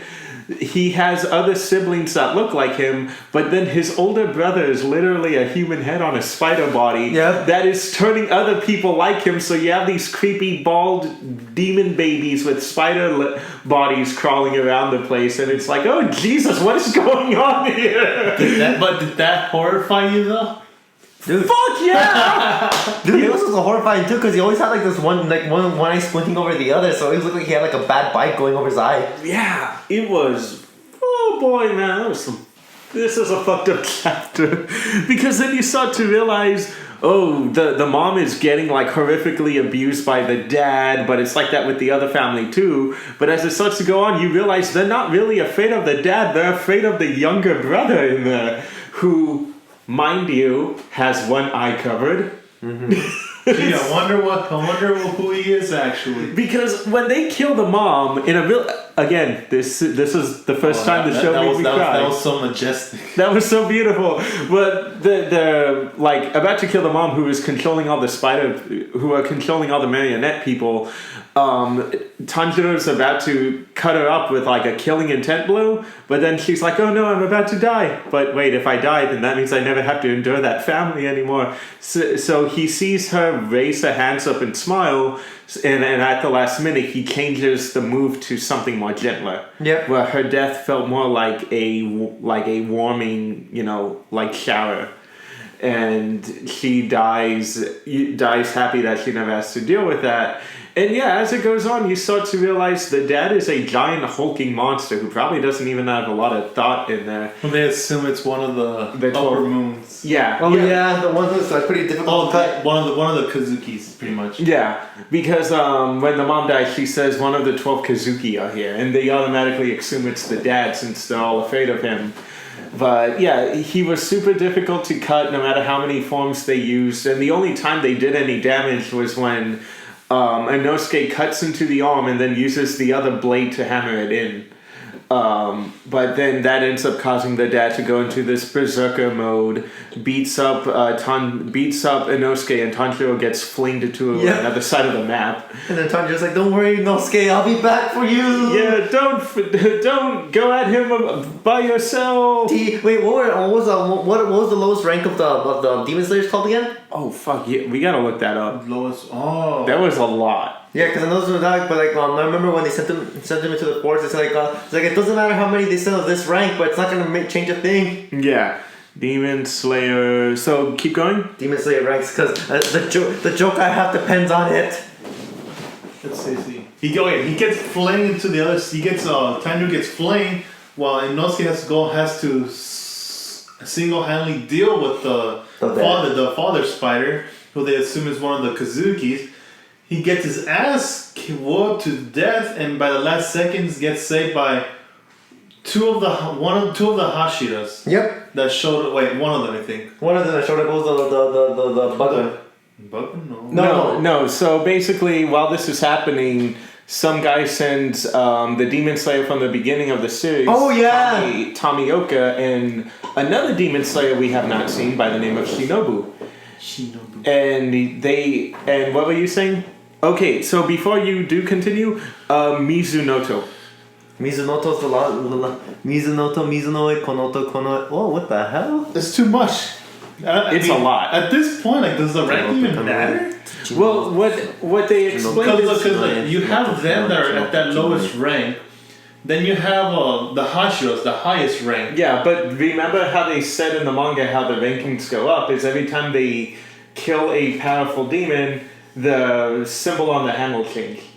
So I forget where they're at now, but they're definitely at a higher rank after the Spider Forest. Mm-hmm. Because they were Mizunotos at the time. Yeah. Oh, that's what I was gonna go, because I was gonna be like, Team Mizunoto blasting off again! Oh no! But, what were you saying? So the other Demon Slayer arrives? Oh yeah, what was it? Tomioka. Yeah, Tomioka shows up on Inosuke's last doorstep he single-handedly deals with the father spider right off the bat, while you have Zenitsu, who was originally that didn't want to be in any part of that mission, goes in there just for the sake of saving only Nezuko-chan. Yeah. Nezuko-chan gets confronted by the brother spider. Yeah. And had to fight against him, but gets infected by the spider poison that can turn him into one of those things. And I love how that fight starts, because it's literally him walking and he hears something walking behind him, and you just see there's no jump scare music, there's no sound cue. He just turns around, sees one of the spider babies, and like loses his shit. And I'm like, that is a proper reaction, my good sir. That thing is horrifying. Kill it with fire. Not with flies. Right? Or when they attack, they like open their tongue, and it's like a little pincer tongue. Yep. So it's this part. That was such a good fight. Featured by Giguk. Last around a minute or two, and yet they leave such a deep impression. Because all he does is fall asleep, and the demons are like, what a fool! He fell asleep in battle, and now he's gonna die! Wait a minute, why do I hear boss music playing? I can't get over how damn addicting. That is the best way of putting it right there. Wait, why do I hear boss music playing? Is that a meme I didn't know about? Yes. Yeah, it's always a meme. Because you guys referenced it without even seeing that video. And so yeah, he ends up dying, and he starts hearing like the inner voice from his grandfather. You see the backstory of Zenitsu with his grandfather. Yeah, and it's saying, use your concentrated breaths to keep the poison, and then hope that someone comes and finds you. And in that moment, Shinobu, the insect pillar, finds him and starts tending to his wounds, and even it is... And note, while this entire fight's going on, Zenitsu did not kill any of the spider babies, because I guess even sleeping Zenitsu even knew that those things are just as much victims as he is. Mm-hmm. And you have these other demon slayers coming in who seem a little bit more experienced than the ones going in, but not pillar level good. But they're going in and they're like kind of cleaning up and picking up the dead bodies and the people who are injured. And that is when you get, of course, you have this scene where Tanjiro gets confronts the demon, the lower brother demon, the little brother demon Rui, no relation, who is seen abusing his older sister, and Tanjiro, of course, being a sibling man, is saying, hey, you can't talk to your family like that, and, starts bad-mouthing him. So when they get into a fight, and he's about to kill Tanjiro with a major attack, but what's the name comes out? Nezuko comes out, takes the blow, and I'm gonna link this under the video. But I'm gonna link this under the video. Look up the Mother's Basement video that breaks down this fight, where he was pointing out something I didn't notice. In that scene where Nezuko gets cut up by the webs, you see that her face goes from determined and brave to suddenly worried, because she realized that the webs are literally slicing into her. That was like watch that again. I know. You'll notice that. Yeah. No, I noticed, man, because especially when it wrapped around all over the place, I was like, oh, this is not comfortable. Yeah, and you just see it go from like 2. And it's like, oh no! But he, of course, Rui, being a family man himself, is like, oh my god. I'm a family man. Oh my, you are. Being so, like, oh my god, such devotion, such kinship, I want her. And I love this part so much. The little, the older sister's like, wait, no, you can't leave me. I'm your sister, remember? You can't leave me alone. And he just like slices her head off and her torso. And he says, shut up. If you don't want me to kill you, go take care of those other demon slayers out there. He's like, okay, fine. I'm like, this shit is metal. Because before that, let's not forget, there was that fucking dumbass demon slayer who tried to kill Rui, because he's like, oh look, a kid demon, this is gonna be an easy kill. And then suddenly you just see his body get covered up in these lines that look like a spiderweb formation. Do you remember that, man? Yeah. Oh, You know, yeah. Where he's smiling and he has this stupid smile on his face, and you just see like a spiderweb formation lines cover his body, and then he starts falling into cubes. I'm like, fucking shit. I remember sending a photo to Yana, and I'm like, this anime's fucking metal! Because this is when shit starts to hit the rails. But before that, let us cover what happens to the sister. So the sister's running off in the woods, and I think she gets Zenitsu. No, she gets another demon slayer guy. I'm pretty sure. I think who she encountered was the insect killer. Yeah, but before that, she encounters that one demon. The Mizunoto. Yeah, the other Mizunoto, and she wraps him up in a cocoon, and she says, "My cocoon is so powerful that like no one will survive this, and after a few minutes, my poison will melt through your clothes and then melt through your skin."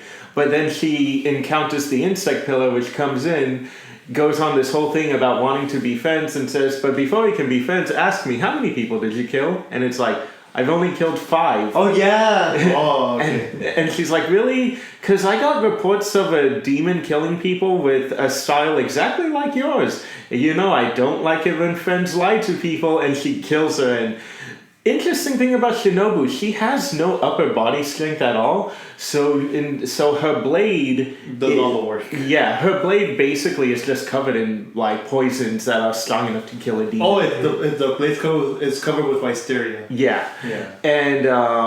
And so she stabs it, and yeah, she dies a horrible death. Yeah, she also explained to her as well, like she's not the strongest of the pillars or anything. The only reason she was able to keep up with that is because she relies on the poison. She's pretty much developed her own concoction of a poison that pretty much is guaranteed to kill a demon. Yeah, and different poisons. Because a few months ago, she got into her own big battle, and that did not go well. They even talk about the whole fact that she just didn't have upper body strength at all, and the demon was like kind of taking advantage of that. But you know that happened, and now it's time for Tanjiro versus Rui. Not all Rui. The lowest expectation battle of the episode. Right? This was one of the least exciting animes that totally was just overhyped. No, fuck you, Ben. This shit was awesome. So basically what we have is they're fighting, and Rui has the ability to make these webs that are like steel that not even the blade can cut into. But I think Tanjiro using the 10th form, water, which causes this giant water dragon to pop up, he's able to go and swing hard enough to cut through the ropes. Because he's using momentum pretty much to build up the swings. Yeah. You know, fuck it. Take over, guys. Real quick. And yeah, and then like this is one of the things where like a while ago I remember especially when we were going to San Jose, and that was one of the things that bothered Danny because I say like, wait, I thought these were supposed to be uncuttables. Like what's going on? Now they're just slicing through the No, that was after. Afterwards? No, yeah, this was when I was already at that part, because I remember I was only on episode 5. Oh yeah. Episode 8. But my problem was there's that scene where they're like, oh, we can't cut the people off the webs because the webs are just regenerating. But then you have that scene where Inosuke gets turned into a puppet and they cut him off, but the webs don't regenerate for him. And they don't explain it at all. But it happens. That was my problem. But yeah, no, by that point I hadn't even seen like the Rui fight. Alright. Rui fight. Turns violent. Keep going. Suplexes 1, 2, 3. Yes, keep going. So pretty much. What were we again? Oh, Rui fight. Yeah. So pretty much he's using the 10th form, which, like what Danny says, pretty much sums up this little like typhoon dragon thing that comes out. Like it does the damage, but it doesn't deal enough to take on Rui down. Mm-hmm. Yeah. And then that's when his blade gets snapped, right? Yeah, the blade gets snapped. There you go. Yeah. Yeah. Sorry, I love that character. So keep going. Oh yeah. Sorry, keep going. So yeah, his blade gets snapped, and Tanjiro at this point is determined to cut his neck. So Rui at this point kind of taunts him, like, alright, go ahead, try to cut my neck. So when he swings the Nichiren blade, the snap Nichiren blade, it barely makes a dent at all on him. Oh yeah, I remember that. Remember, his blade got snapped, and like Tanjiro tried to cut his head with a snapped blade, and like it just didn't go through at all. It didn't do anything at all. And then that's when we get that awesome dancing bit as well. When Tanjiro was accessing his 10th form, but then he was remembering the fire dance that his dad used to do. Mm-hmm. Keep going. Yes, it's from that episode. Keep going. It's ambience. I can't read that. That's so sad. It's the music from episode 19. Ah. And that sound like. Oh, okay. Yep. I don't Okay. know why. This reminds me of the freaking background noise from like High School Daily Lives of High School Boys with the literary girl. Way out. That does not. Can you not mention that anime? Every time I hear that, it makes me want to rewatch it. Anyway, keep going. But yeah, he pretty much he could not cut through him. He couldn't cut through his neck and everything. So that's when he was trying to he did the same attack again, but with the 10th form, right? Yeah, the 10th form. But this time he included the fire dance in it that he remembered his dad used to do all the time. Yeah. Which, oh my god, man. Dude, that dancing thing, I'm pretty sure somebody used like a tracking suit to do that because that did not look animated the way how smoothly it looked. Yeah, no, and it would definitely was a CG model doing it. Yeah. But yeah, he finds out that the dad dances in a specific style known as the Dance of the Fire God, which has specifically 7 or 12 steps. I forget how many steps. I think there's more to it. Yeah. Because I mean the dance of the the Dance of the Fire God that originated from the sun. Yeah, the sun, the breath of the sun users. Yeah. Is that your cell phone? Yes. What the? Hello? What was that? Yes. Anyway, Hey. so keep going. Alright, so you remember the form that his dad did for the Dance of the Sun, the Dance of the Fire God. I think it was the Fire Sun God. I'm pretty sure it was Sun God. I think it was the sun. Yeah, the god. Sun God. So the moment that he remembered it, you just see the water, his water form turn into a fire-like form, and from then on, you see that majestic, beautiful, well-adapted fight choreography scene between him and Rui. Which I'll say that if you compare that scene to the manga, the chapter for this scene was so short, so of course Ufotable had the budget to increase the long ass fight for it so majestically that everyone that watched this episode lost their shit. It was trending on Twitter. The day it came out, it was trending on Twitter, and that's when it really came. That's like when this like kind of hyped anime turned into a what the fuck is this, and why are people so crazy for this? Yep. And it was after that Giga video that like I finally decided, fuck it, I'll start watching this show then. Because again, I'm not a big shonen guy, but yeah, there's that scene where he like slashes Rui in the neck, and you see like this giant, beautiful sun thing, and the whole time Nezuko is like tied up in the trees, bleeding, and he cuts into Rui's neck, but it still wasn't good enough. But then Nezuko, he gets into. He cuts. He didn't cut Rui's neck well, but at the same time, the movie did was pretty much a sacrificial because it will also kill him. While you get into a scene with Nezuko-chan sleeping, and then you see the mother telling Nezuko to wake up, to please wake up. If you don't wake up, your brother's gonna die. And then at that moment, the music picks up. Nezuko wakes up. She uses her demon blood arts. I think it was like it's like exploding blood. She can light a blood on fire.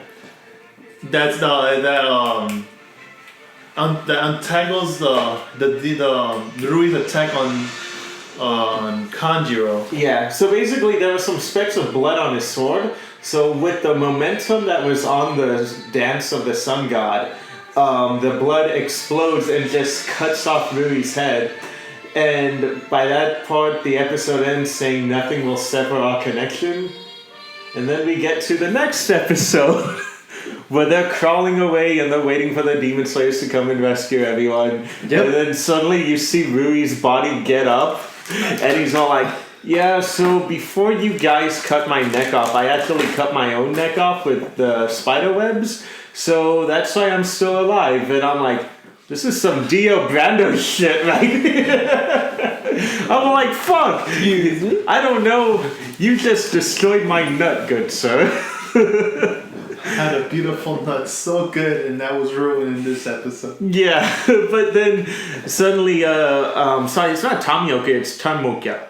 Tomioka? Yeah. Tomioka, Yeah, it's O-I and then K-A. Tomoika. Yeah, so he shows up and uses the water form, Breath of Water 11th form, which is not something that the master told him. This is an attack he knew specifically, which covered the entire floor in water and made his cut so precise that all of the webs that went at him got sliced up with him even barely moving. So he kills Rui.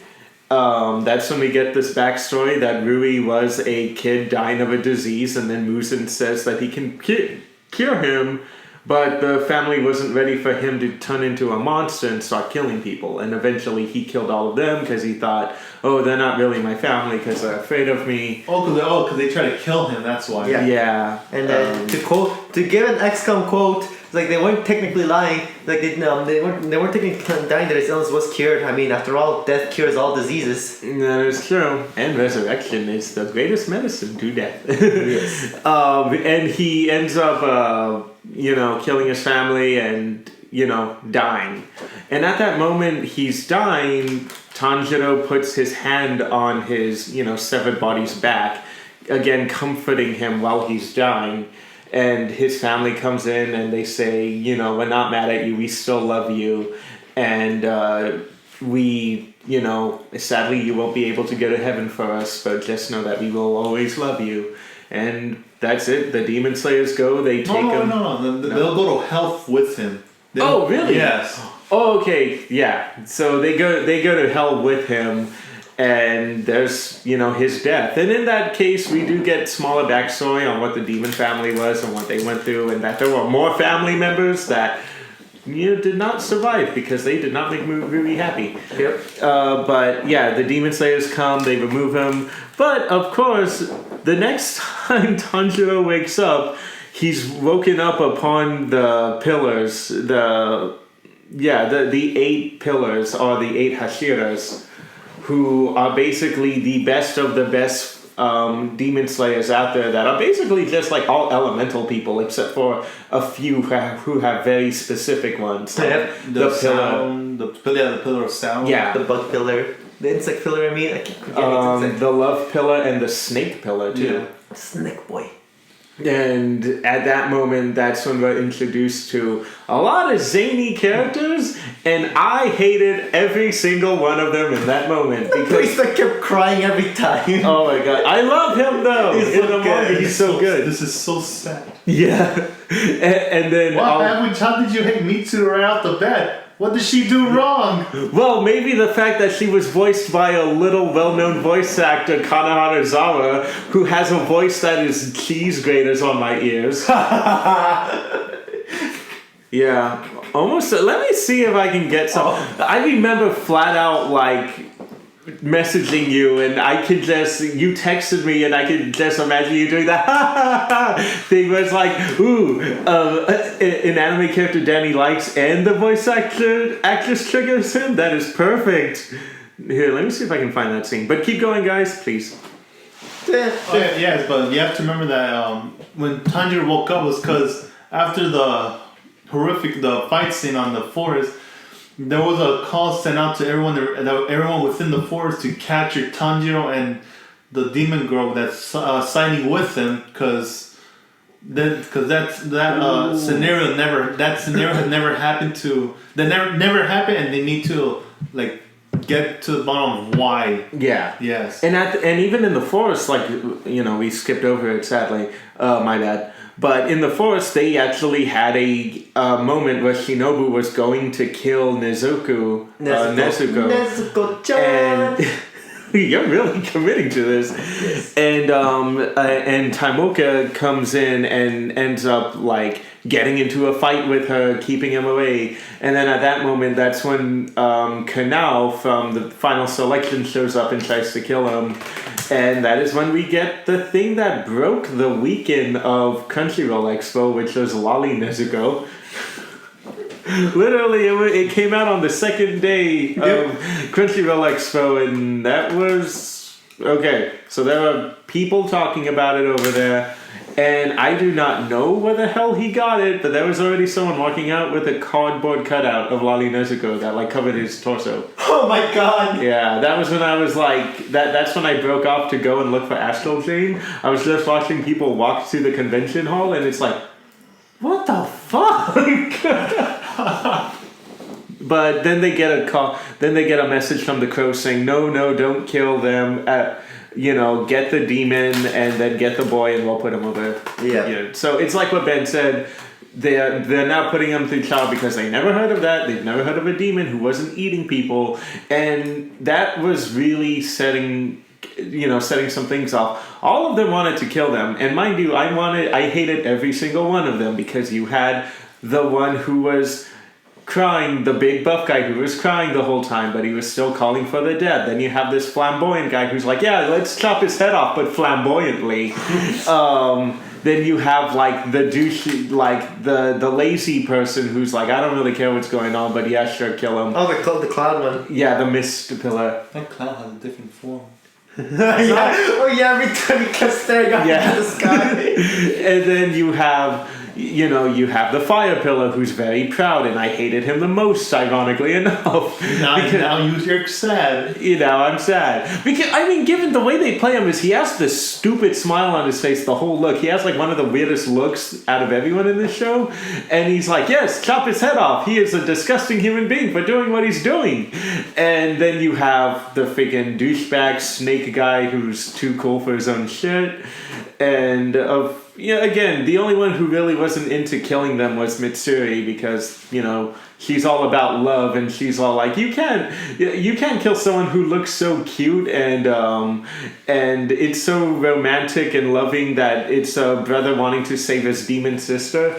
But at the same she does laugh a lot. Yeah. She does laugh a lot, and every time a new demon slayer would show up that she had a crush on Cody Fingers, she would just kind of side with them, and I'm like, you bitch. Remember that? She's like, oh, it's the snake guy, he's so cool. Oh, it's the priest guy, oh. And of course you have the wind pillar showing up with Nezuko's box, and you even see other demon slayers like, hey, you're not supposed to have that. But he's flat out like, oh, so there's a monster in this box. And that motherfucker stabs Nezuko through the box. Nezuko-chan!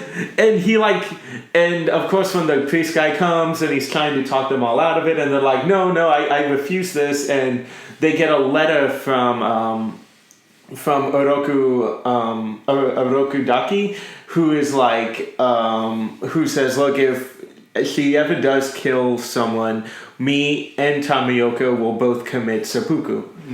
Him, Tomioka, and Tanjiro. Oh, okay. Yeah, so the three of us will commit seppuku and we will take full responsibility for what she does. And the others are like, so the master's like, yeah, so basically we're going to indoctor and treat her like an honorary demon slayer. And mind you, because the movie's coming out in next year, Rengoku-san says, no, I will never recognize her as a demon slayer. I will never recognize a demon as a demon slayer. That will never happen. I just want to point that out because the movie is literally coming out next year. Mm-hmm. And there's a scene in there that made me cry. In the manga. But they basically, the wind pillar's still not having it. It's like, okay, you know what, fine, let's see. He lets her out of the box and it cuts his hand and says, come on, eat me, come on. And the whole time she has this internal battle and in her thought. For since the Spider Force, this is the first time the voice actress of Nezuko has had actual lines. Yep. And it must be easy voicing her. Right? Just grr, and then like a few lines here and there. Wait, didn't she had lines? It was the beginning, but that's about it.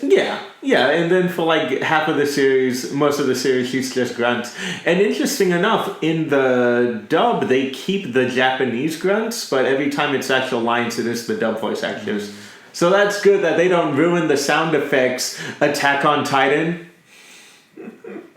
Have you seen the dub for that? No. I mean, yeah, I saw it. So Attack on Titan goes from like the Titans making like regular, man voices that just sound like people screaming, and then in that one they give them these vocoded like alien type noises, but they sound like.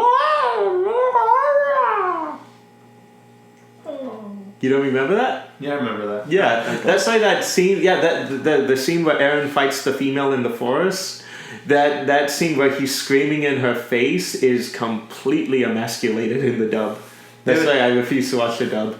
That's all I remember is when freaking Giga did that Attack on Titan 7 minutes or less. He's just like, hey, is it just me or does it look like they're having hardcore Titan sex? Like forced Titan sex. Well, they are rolling on the ground together. But of course, Nezuko turns her head away, which is something all of the pillars and even Tanjiro were like, holy shit. You said Nezuko and he didn't say it. He wasn't committed! Ooh! God damn it. It's past my brain. So she turns away and they're all surprised. But, they're like, okay, that's proof enough. We forgot the scene where he headbutted the wind guy. Oh, yeah. Yeah. And then freaking what was her name? The left pillar? Oh, Mitsuri. Mitsuri just started like, oh, you can't laugh. What are you doing? You can't laugh. Oh, I think it's this scene.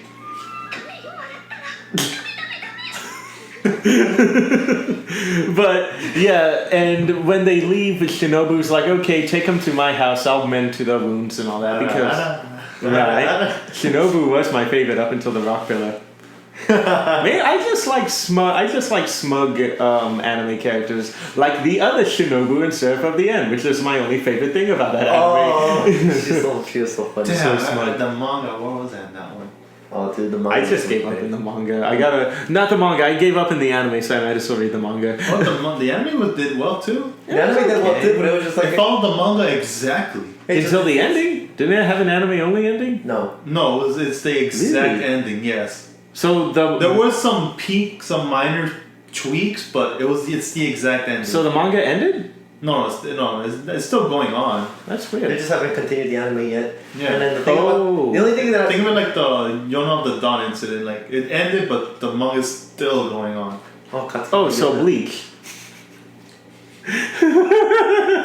Damn it. So anyway, blah, blah, blah, blah. I Am a Hero did that too. The movie ends on a definite note and ignores all her Karusu alien stuff. But I mean the Zomfags? Yeah, the Zomfags. No, yeah, they all call them Zekins in the movie. But they go and that's when the other training arc kicks in, where they learn that they're mending their bodies. And it's funny because they're like, alright guys, so now that you're all fully mended, it's time for you to start your training. And Zenitsu, who refused to eat the medicine that they were giving him, so he had tiny baby arms. Oh yeah, because that's shrunken from the poison. Yeah. And he refused to drink the medicine to fix it. And they come back and he's all freaked out because they're all like tired and worn out like zombies.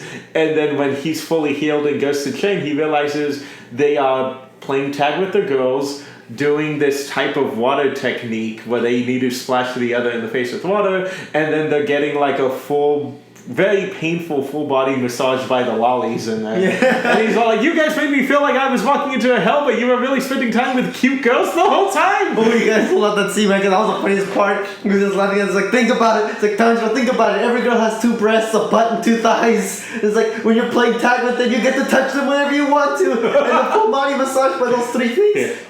It's like, it's heaven! Oh man, I want to see how the dub will handle his voice. I'm so excited. What should be what should be like so downgraded? I'm so glad it's not Ben Diskin. Bryce Pappenbrook. He's playing Inosuke. Oh. Yeah, they've already showed. They didn't show the freakouts, but they do already have like dialogue in the trailer of him talking. And then of course in the final selection you hear him talk. But that was such a funny scene as well, because then he literally decks Inosuke in the face when he does a breathing technique. Yeah. He like does his breath technique, like decks it Inosuke. It's like Zenitsu, you can't do it to Inosuke. Like, what do you mean? But they end up training and they realize, well, we're getting better and we are dealing with the girls here, but the canal is one that no one here can beat. Yep. And Tanjiro finds out from the lollies that there are 3. They are so lolly that they have that Your Lie in April thing going on, where their eyes are just beady, while the other 2 look like actual characters. I got this. Okay. Oh wait. Oh, ad. Advertising. So you have they basically There we go. We got the scene here. go. Just for all you weebs who can understand Moon Panese. Oh, him too. So Ben can see.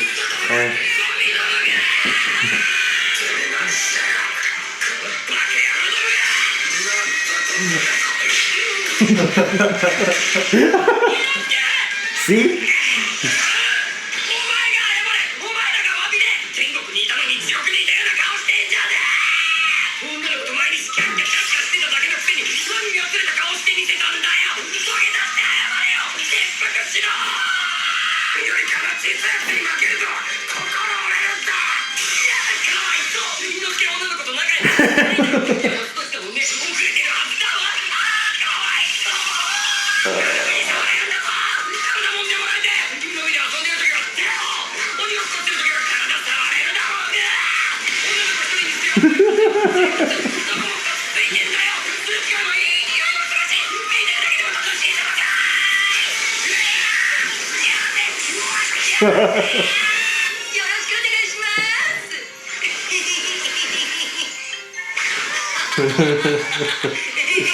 Ow.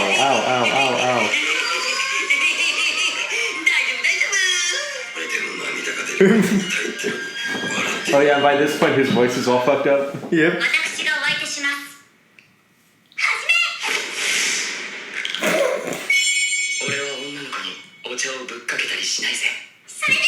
Oh, this one.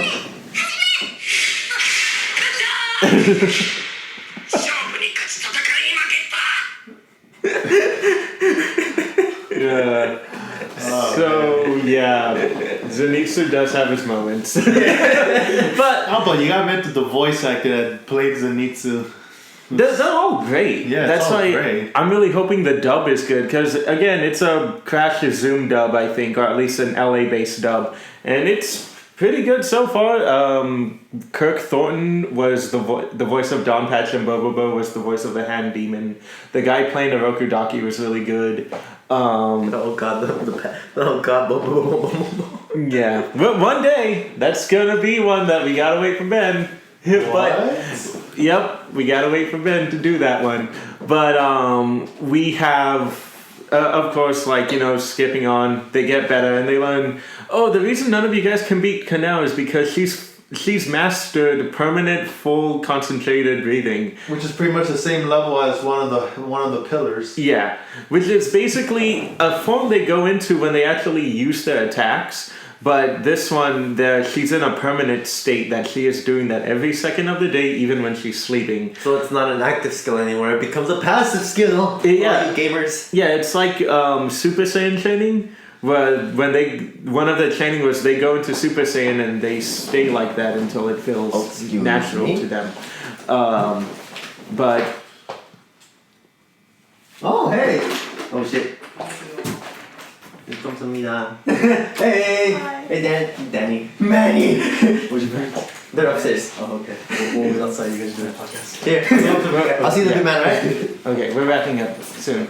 So yeah, basically they learn concentrated breathing, and a lot of it's funny because they're like, yeah, so basically how you know when you're ready to pass is when you blow into this bottle and it explodes. And this is the one that the gourds. Yeah, the gourds. And then this is the one that Kanao uses, and it's like gigantic. It's a Nezuko size gourd. Yeah, and they end up basically they end up training more and.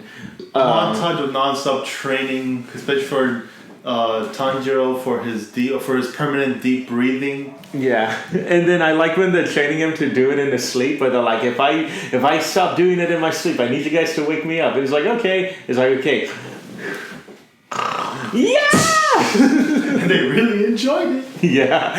So, by that end, the other two learn permanent concentration and they're off on their way because their next assignment is to go on a train because there has been reports of a demon there. So they then... Wait, before that... Oh, no, I know.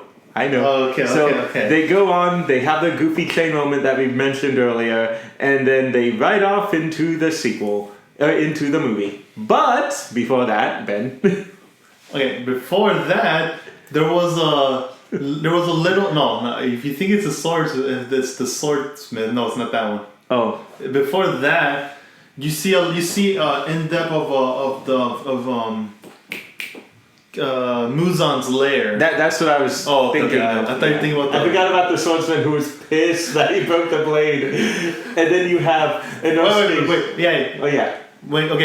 For that scenario, you see Tanjiro looking at his swordsmith coming to him, all happy and cheery. But as he gets closer, you see the swordsmith running to him with a knife, trying to kill him for breaking his sword. Yeah, and then it's explained that like, oh yeah, this guy's kind of the weirdo of the village, so just forgive him, he has a temper.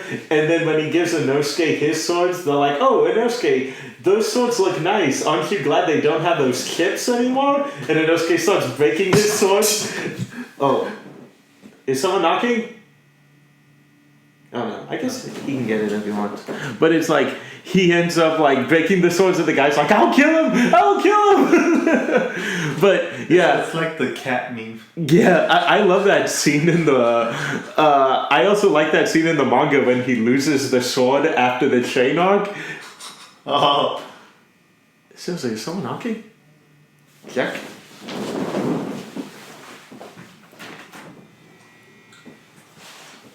That's weird. Anyway, we're being haunted. I think it's just upstairs. Yeah, most likely. Oh, okay. So, yeah, when he loses the sword and he just sees his swordsman, like, from the back, and when he turns around, he's just covered in knives, and he's like, you bastard! And he climbs up a tree, and the guy's like, get back here! I'll teach you to lose one of my swords! But also that's the voice of Matt Mercer, who is a shit ton of characters. He's Sinbad, he's McCree in Overwatch. My god, Matt Mercer is another one of those legends. Man, I missed that. If only they get him in the manga sequel. I'm so mad. The manga ended? Yeah, and it's been ended. What, like 3 years ago? Right? Yeah, I think the ending got axed a bit. Oh, yeah. Well, originally, my friend had told me that, like, the guy had announced that he is halfway through the manga a year before the manga was announced to actually be ending. So it is believed that they did cut him a few chapters short. Yeah, because there was some more detail that he introduced something, it didn't get, like, introduced well, or it got forgotten, so that's why it got short. That usually tends to happen. Now he has another series that involves swordsman. Huh. Ew.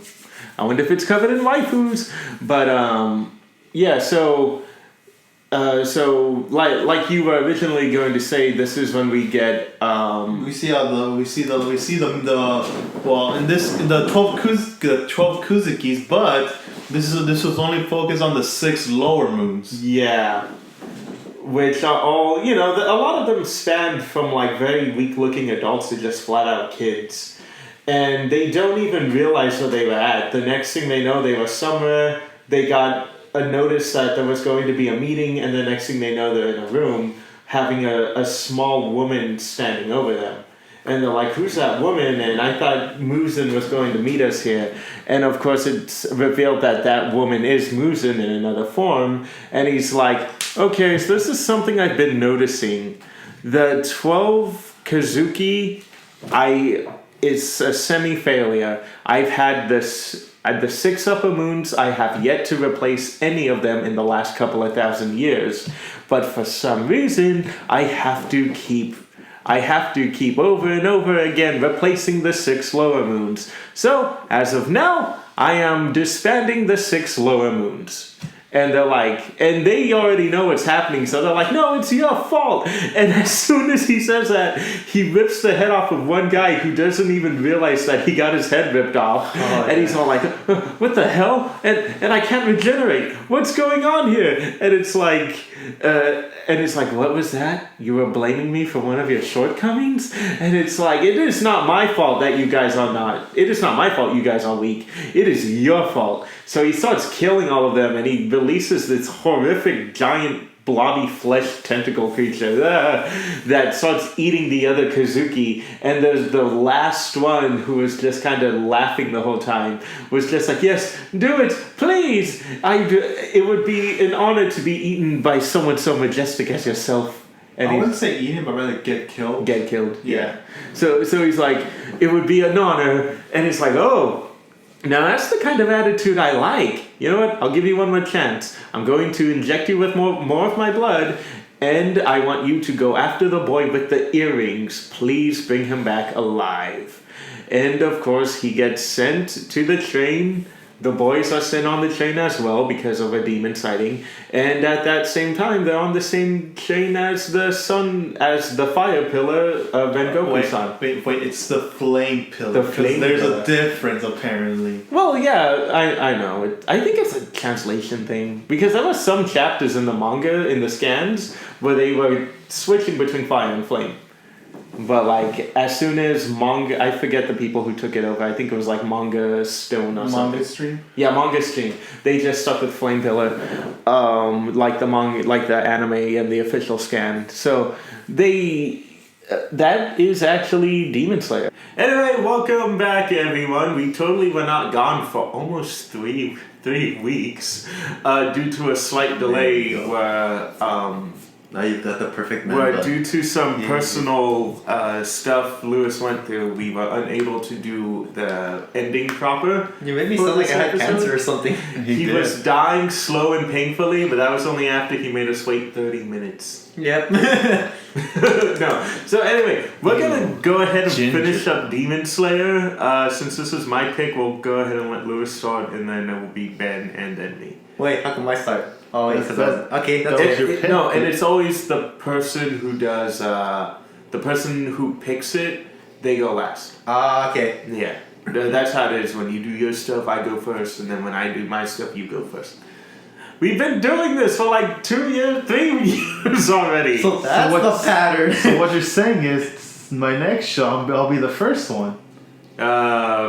Possibly. What?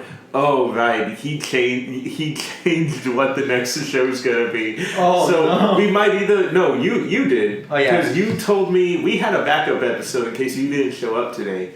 It was gonna be Hunter x Hunter. No, I would have... No, why would you do that? Yeah. I just realized we kind of can't do that one without him. Without this being another magical girl incident again. And who knows how many parts that would be. Oh, we've already decided we're gonna do the first three. So that's Hunter Exam, New Pork, and then the Phantom Troop, right? Because York New City. York New. City. Because that's when they do all the training, right? With the Nen. Yeah. With Master. The Phantom Troop was the attack. Okay, yeah.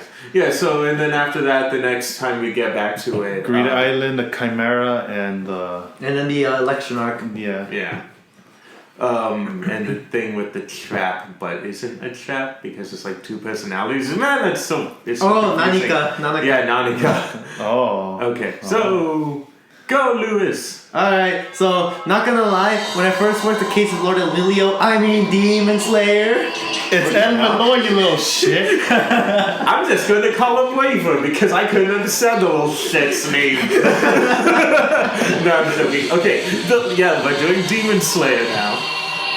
But yeah, when I first watched Demon Slayer and everything, this is one of these shows that, you know, it's you affordable and everything. Give me that. Give me that. I see you're cosplaying one of the swordsmiths.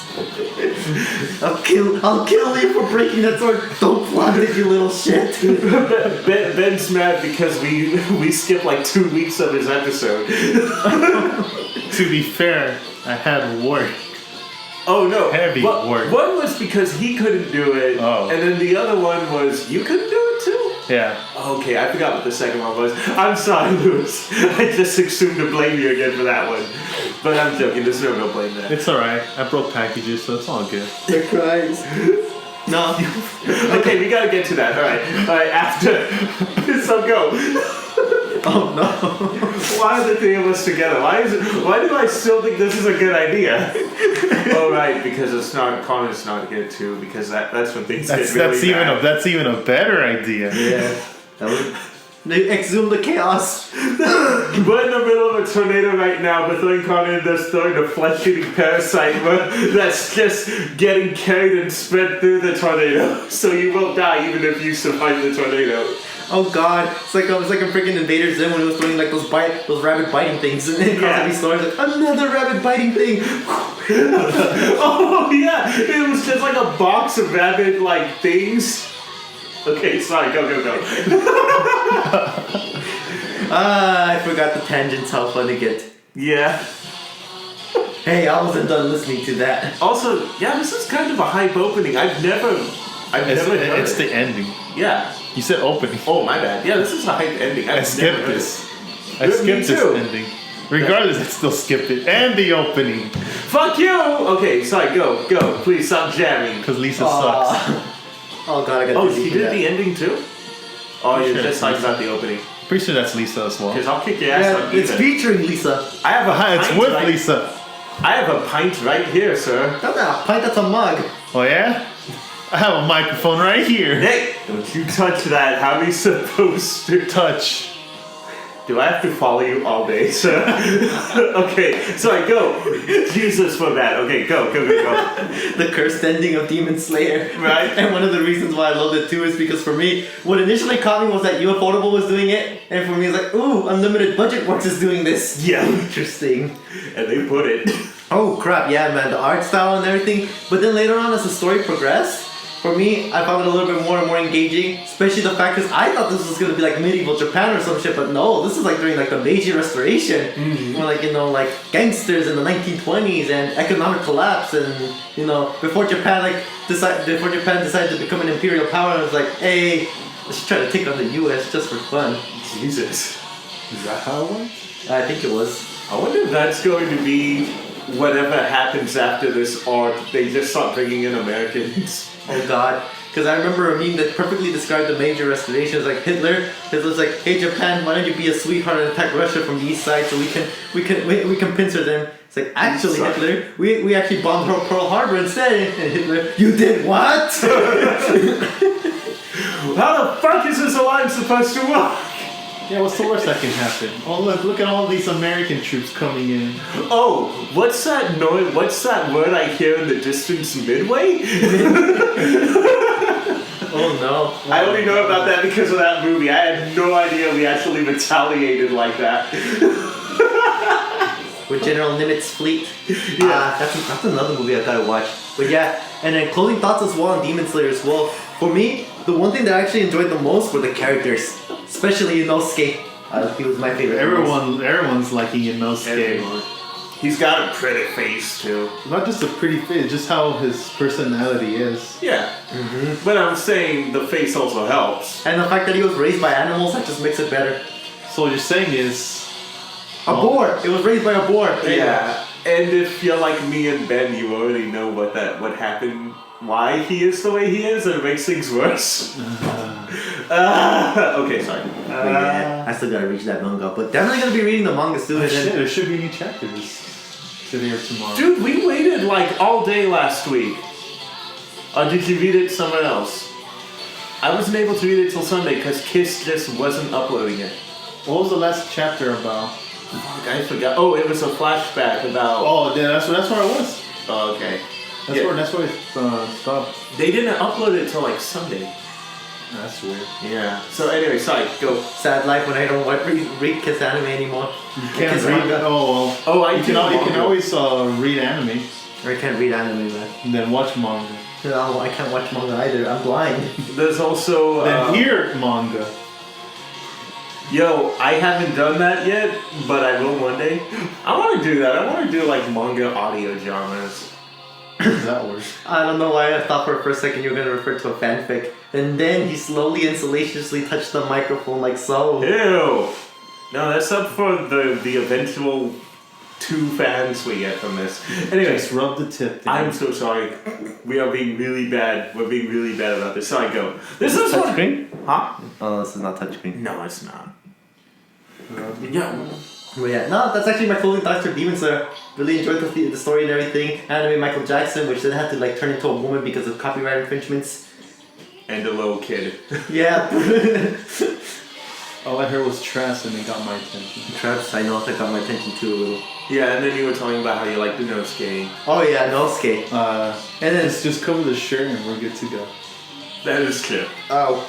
But yeah, that's it for my final thoughts. How about you, Ben? Go, babe. Let's see. Well, when I found out that this was made by Ufotable, I thought, hey, it's by the Fate. It's by the Fate shit. Might as well get this. Might as well watch it. But then, like, I completely forgot about this show until I heard the infamous episode 19. I'm glad I'm not the only one. I watched it like, oh, well, shit. Guess I'm gonna have to watch it right off the bat.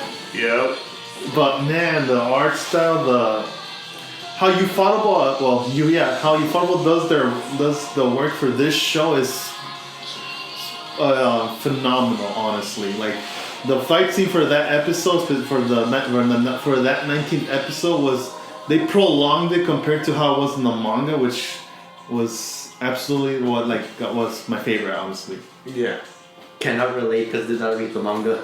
Yeah, the manga. I think the manga was like 2 or 3 pages of that fight scene. Wow, really? Yeah. It's gonna be interesting when they start adapting like the current arc we're on now, where the fights are now taking up like 10 chapters just to finish. Oh man, if they could animate that moon breath user. Yeah. I want to see how that works, how it is. But yeah, like it's honestly like, aside from the Fate series, like this was actually like my favorite shonen for this year. So I gotta give props for Ufotable and all. Yeah, that's about it. All right. Well, you guys already know my thoughts on this. It sucks. This was the one that I was ready to sleep on. What? No, I crushed myself. Okay, sorry. I thought you saw a notification. I didn't. How would you sleep this? Huh? How could you sleep on this? Oh, well, I mean, I've already kind of put it out there a couple of times. I'm not the biggest shonen fan unless someone tells me there's like a really big reason why you need to watch this. Yeah, but for like a shonen series, like there's a lot of blood fights and deaths. I know. Well, I mean, given now we're kind of getting to the point where shonen just means a bunch of battling and stuff with young kids. Because, yeah, there's freaking shonens now where there's just, like, blood everywhere now. This is on Shonen Jump, and you have people getting, like, sliced into pieces, like, eaten.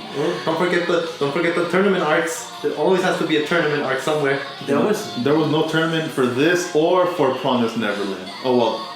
Oh, that would be funny if Promised Neverland did that one. They had a contest, but that's about it. Yeah. That's close enough to tournament. I would say tournament was more like a survival of the fittest. Yeah, the closest one this got to is on the current arc we're on now. They have a Katana Gatari level like tower rush. Like you remember in Katana Gatari with all the sword wielders? We're kind of in that part right now. And before Chef animates that scene, that whole arc. What for that? No, for the Katana Gatari. No, the tower scene. Oh, yeah, the tower scene for pretty much for the current arc for Demon Slayer. Oh well, there's enough neck twisting in that, so it's fine. They got it. But sorry, yeah, no, I'm not the biggest shonen guy, so it really takes like, oh, this is a parody on shonen manga, or this is a superhero manga, which I haven't seen a lot of.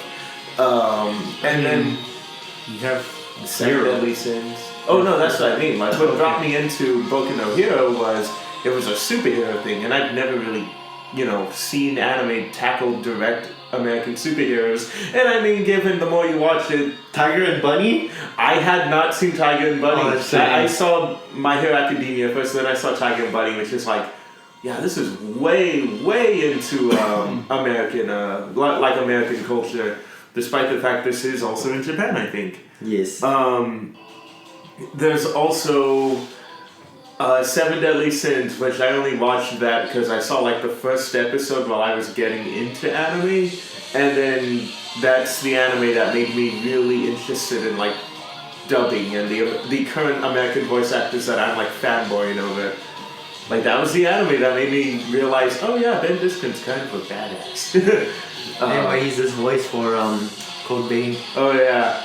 Oh, I purchased my game. It should come today. Oh, we all have it. I also got Full Body Catherine, the steel case, the steelbook edition. Oh wow. I got it for $20. Yeah. That's the thing I'm hearing. It's already like 50% off right now. No, like I got it from like the, you know how I told you about the Fire Emblem steel case that I got? Yeah. I got it from the exact same place. Yeah. Well, that for Captain Full Body, that's the basic thing right now. Like, the steelbook is the only one available right now. Really? Wow. Yeah. That's the cool thing. But shoot, let me go ahead and finish this real quick. So it's rare when a shonen anime does come out that I'm immediately like, oh man, I gotta fucking watch this shit. So, but just like Ben, it was Giga covering the infamous episode 19, which, again, like, I was already with the anime by episode 1, but episode 19, due to the storytelling and the animation, like, very much working in tandem with each other in that scene, that's when I flat out did what Giga did, and I went on Instagram and I'm like, this show is freaking art. Also, I realized I cussed a few times, so this will not be This will not be a kid-friendly episode. This is a kid-friendly episode. Yeah. We'll make it kid-friendly episode. Yeah, with a lot of peeps. No, do you realize how much work that is? I barely have time to take out the regular. Instead of beef, we'll add Oni-chan. Oni-chan. There's only a few people who do that, but not with Oni-chan. We should probably do that. I gotta get a sound clip of a girl saying Oni-chan. Oni-chan. So, I mean, you have a maid Rudy here. that is true. Ruri. I see you added an extra consonant there. Ruri. Rudy. Ruri. Rudy. Yeah, Rudy. Yeah, well, no, Ruri. you put an H in it. Cool. So, anyway, characters are great. One of the few anime, along with Tokyo Ghoul, where the main character is actually my favorite character. I really liked Tanjiro, not in a character design format, and even just like what this character stood for and how it's like he's getting stronger just to protect his little sister, and how that's entailing while in tandem you are watching the little sister progressively get stronger to protect him in also along in tandem. A lot of the side characters took me a while to grow on me, especially Zenitsu. Everyone had trouble with Zenitsu. Yeah, that was like this year's Asta for me, and I still haven't seen the sub for freaking Black Clover. So the sub for Demon Slayer? Black Clover. Oh, Black Clover. Oh no, I've seen the sub. The dub is still the dub is currently midway now. I don't even think they're in the spider arc yet, but. Yeah, but another one I thought I was gonna be the black sheep on was Inosuke. I hated him until you get to that episode where they go to the bathhouse and it's like, oh, he's just a freaking teddy bear. You just gotta get past the complete obnoxiousness of him. And I do like how he's a very vain person, but he does have respect for people who are stronger than him. Like, I like when he gets saved by a Tanioka, but he's all like, well, get back here, you bastard, who is also kind of awesome. But yeah, overall, it's a great show. I definitely will be rewatching it again for the dub, and I'm hoping we're not going to have to wait too long for the movie to come out. Isn't it next year? The movie's next year. There's already trailers for it. I know. Yeah, so it'll probably be coming out next year. It'll probably be at Anime Expo, but I'm not going. Good luck on that. Oh man, I don't want to go to Anime Expo, but the Azur Lane merch. I know. Fuck, I have to go. No, but hey, so I thought they had the Azur Lane merch as well. Yeah, but I think this was exclusive to the Anime Expo. Oof. I know, right? Oof. If that's the case, then oof. Oof, one day only. You know what? No. It's not the case. You can just go to IF workshop to get the Azur Lane stuff as well. Wait, real quick, guys. Anyway, that's it for our episode. I'm Danny. I'm Rui. And I'm Big Ben. Okay, good. Thank you. Bye.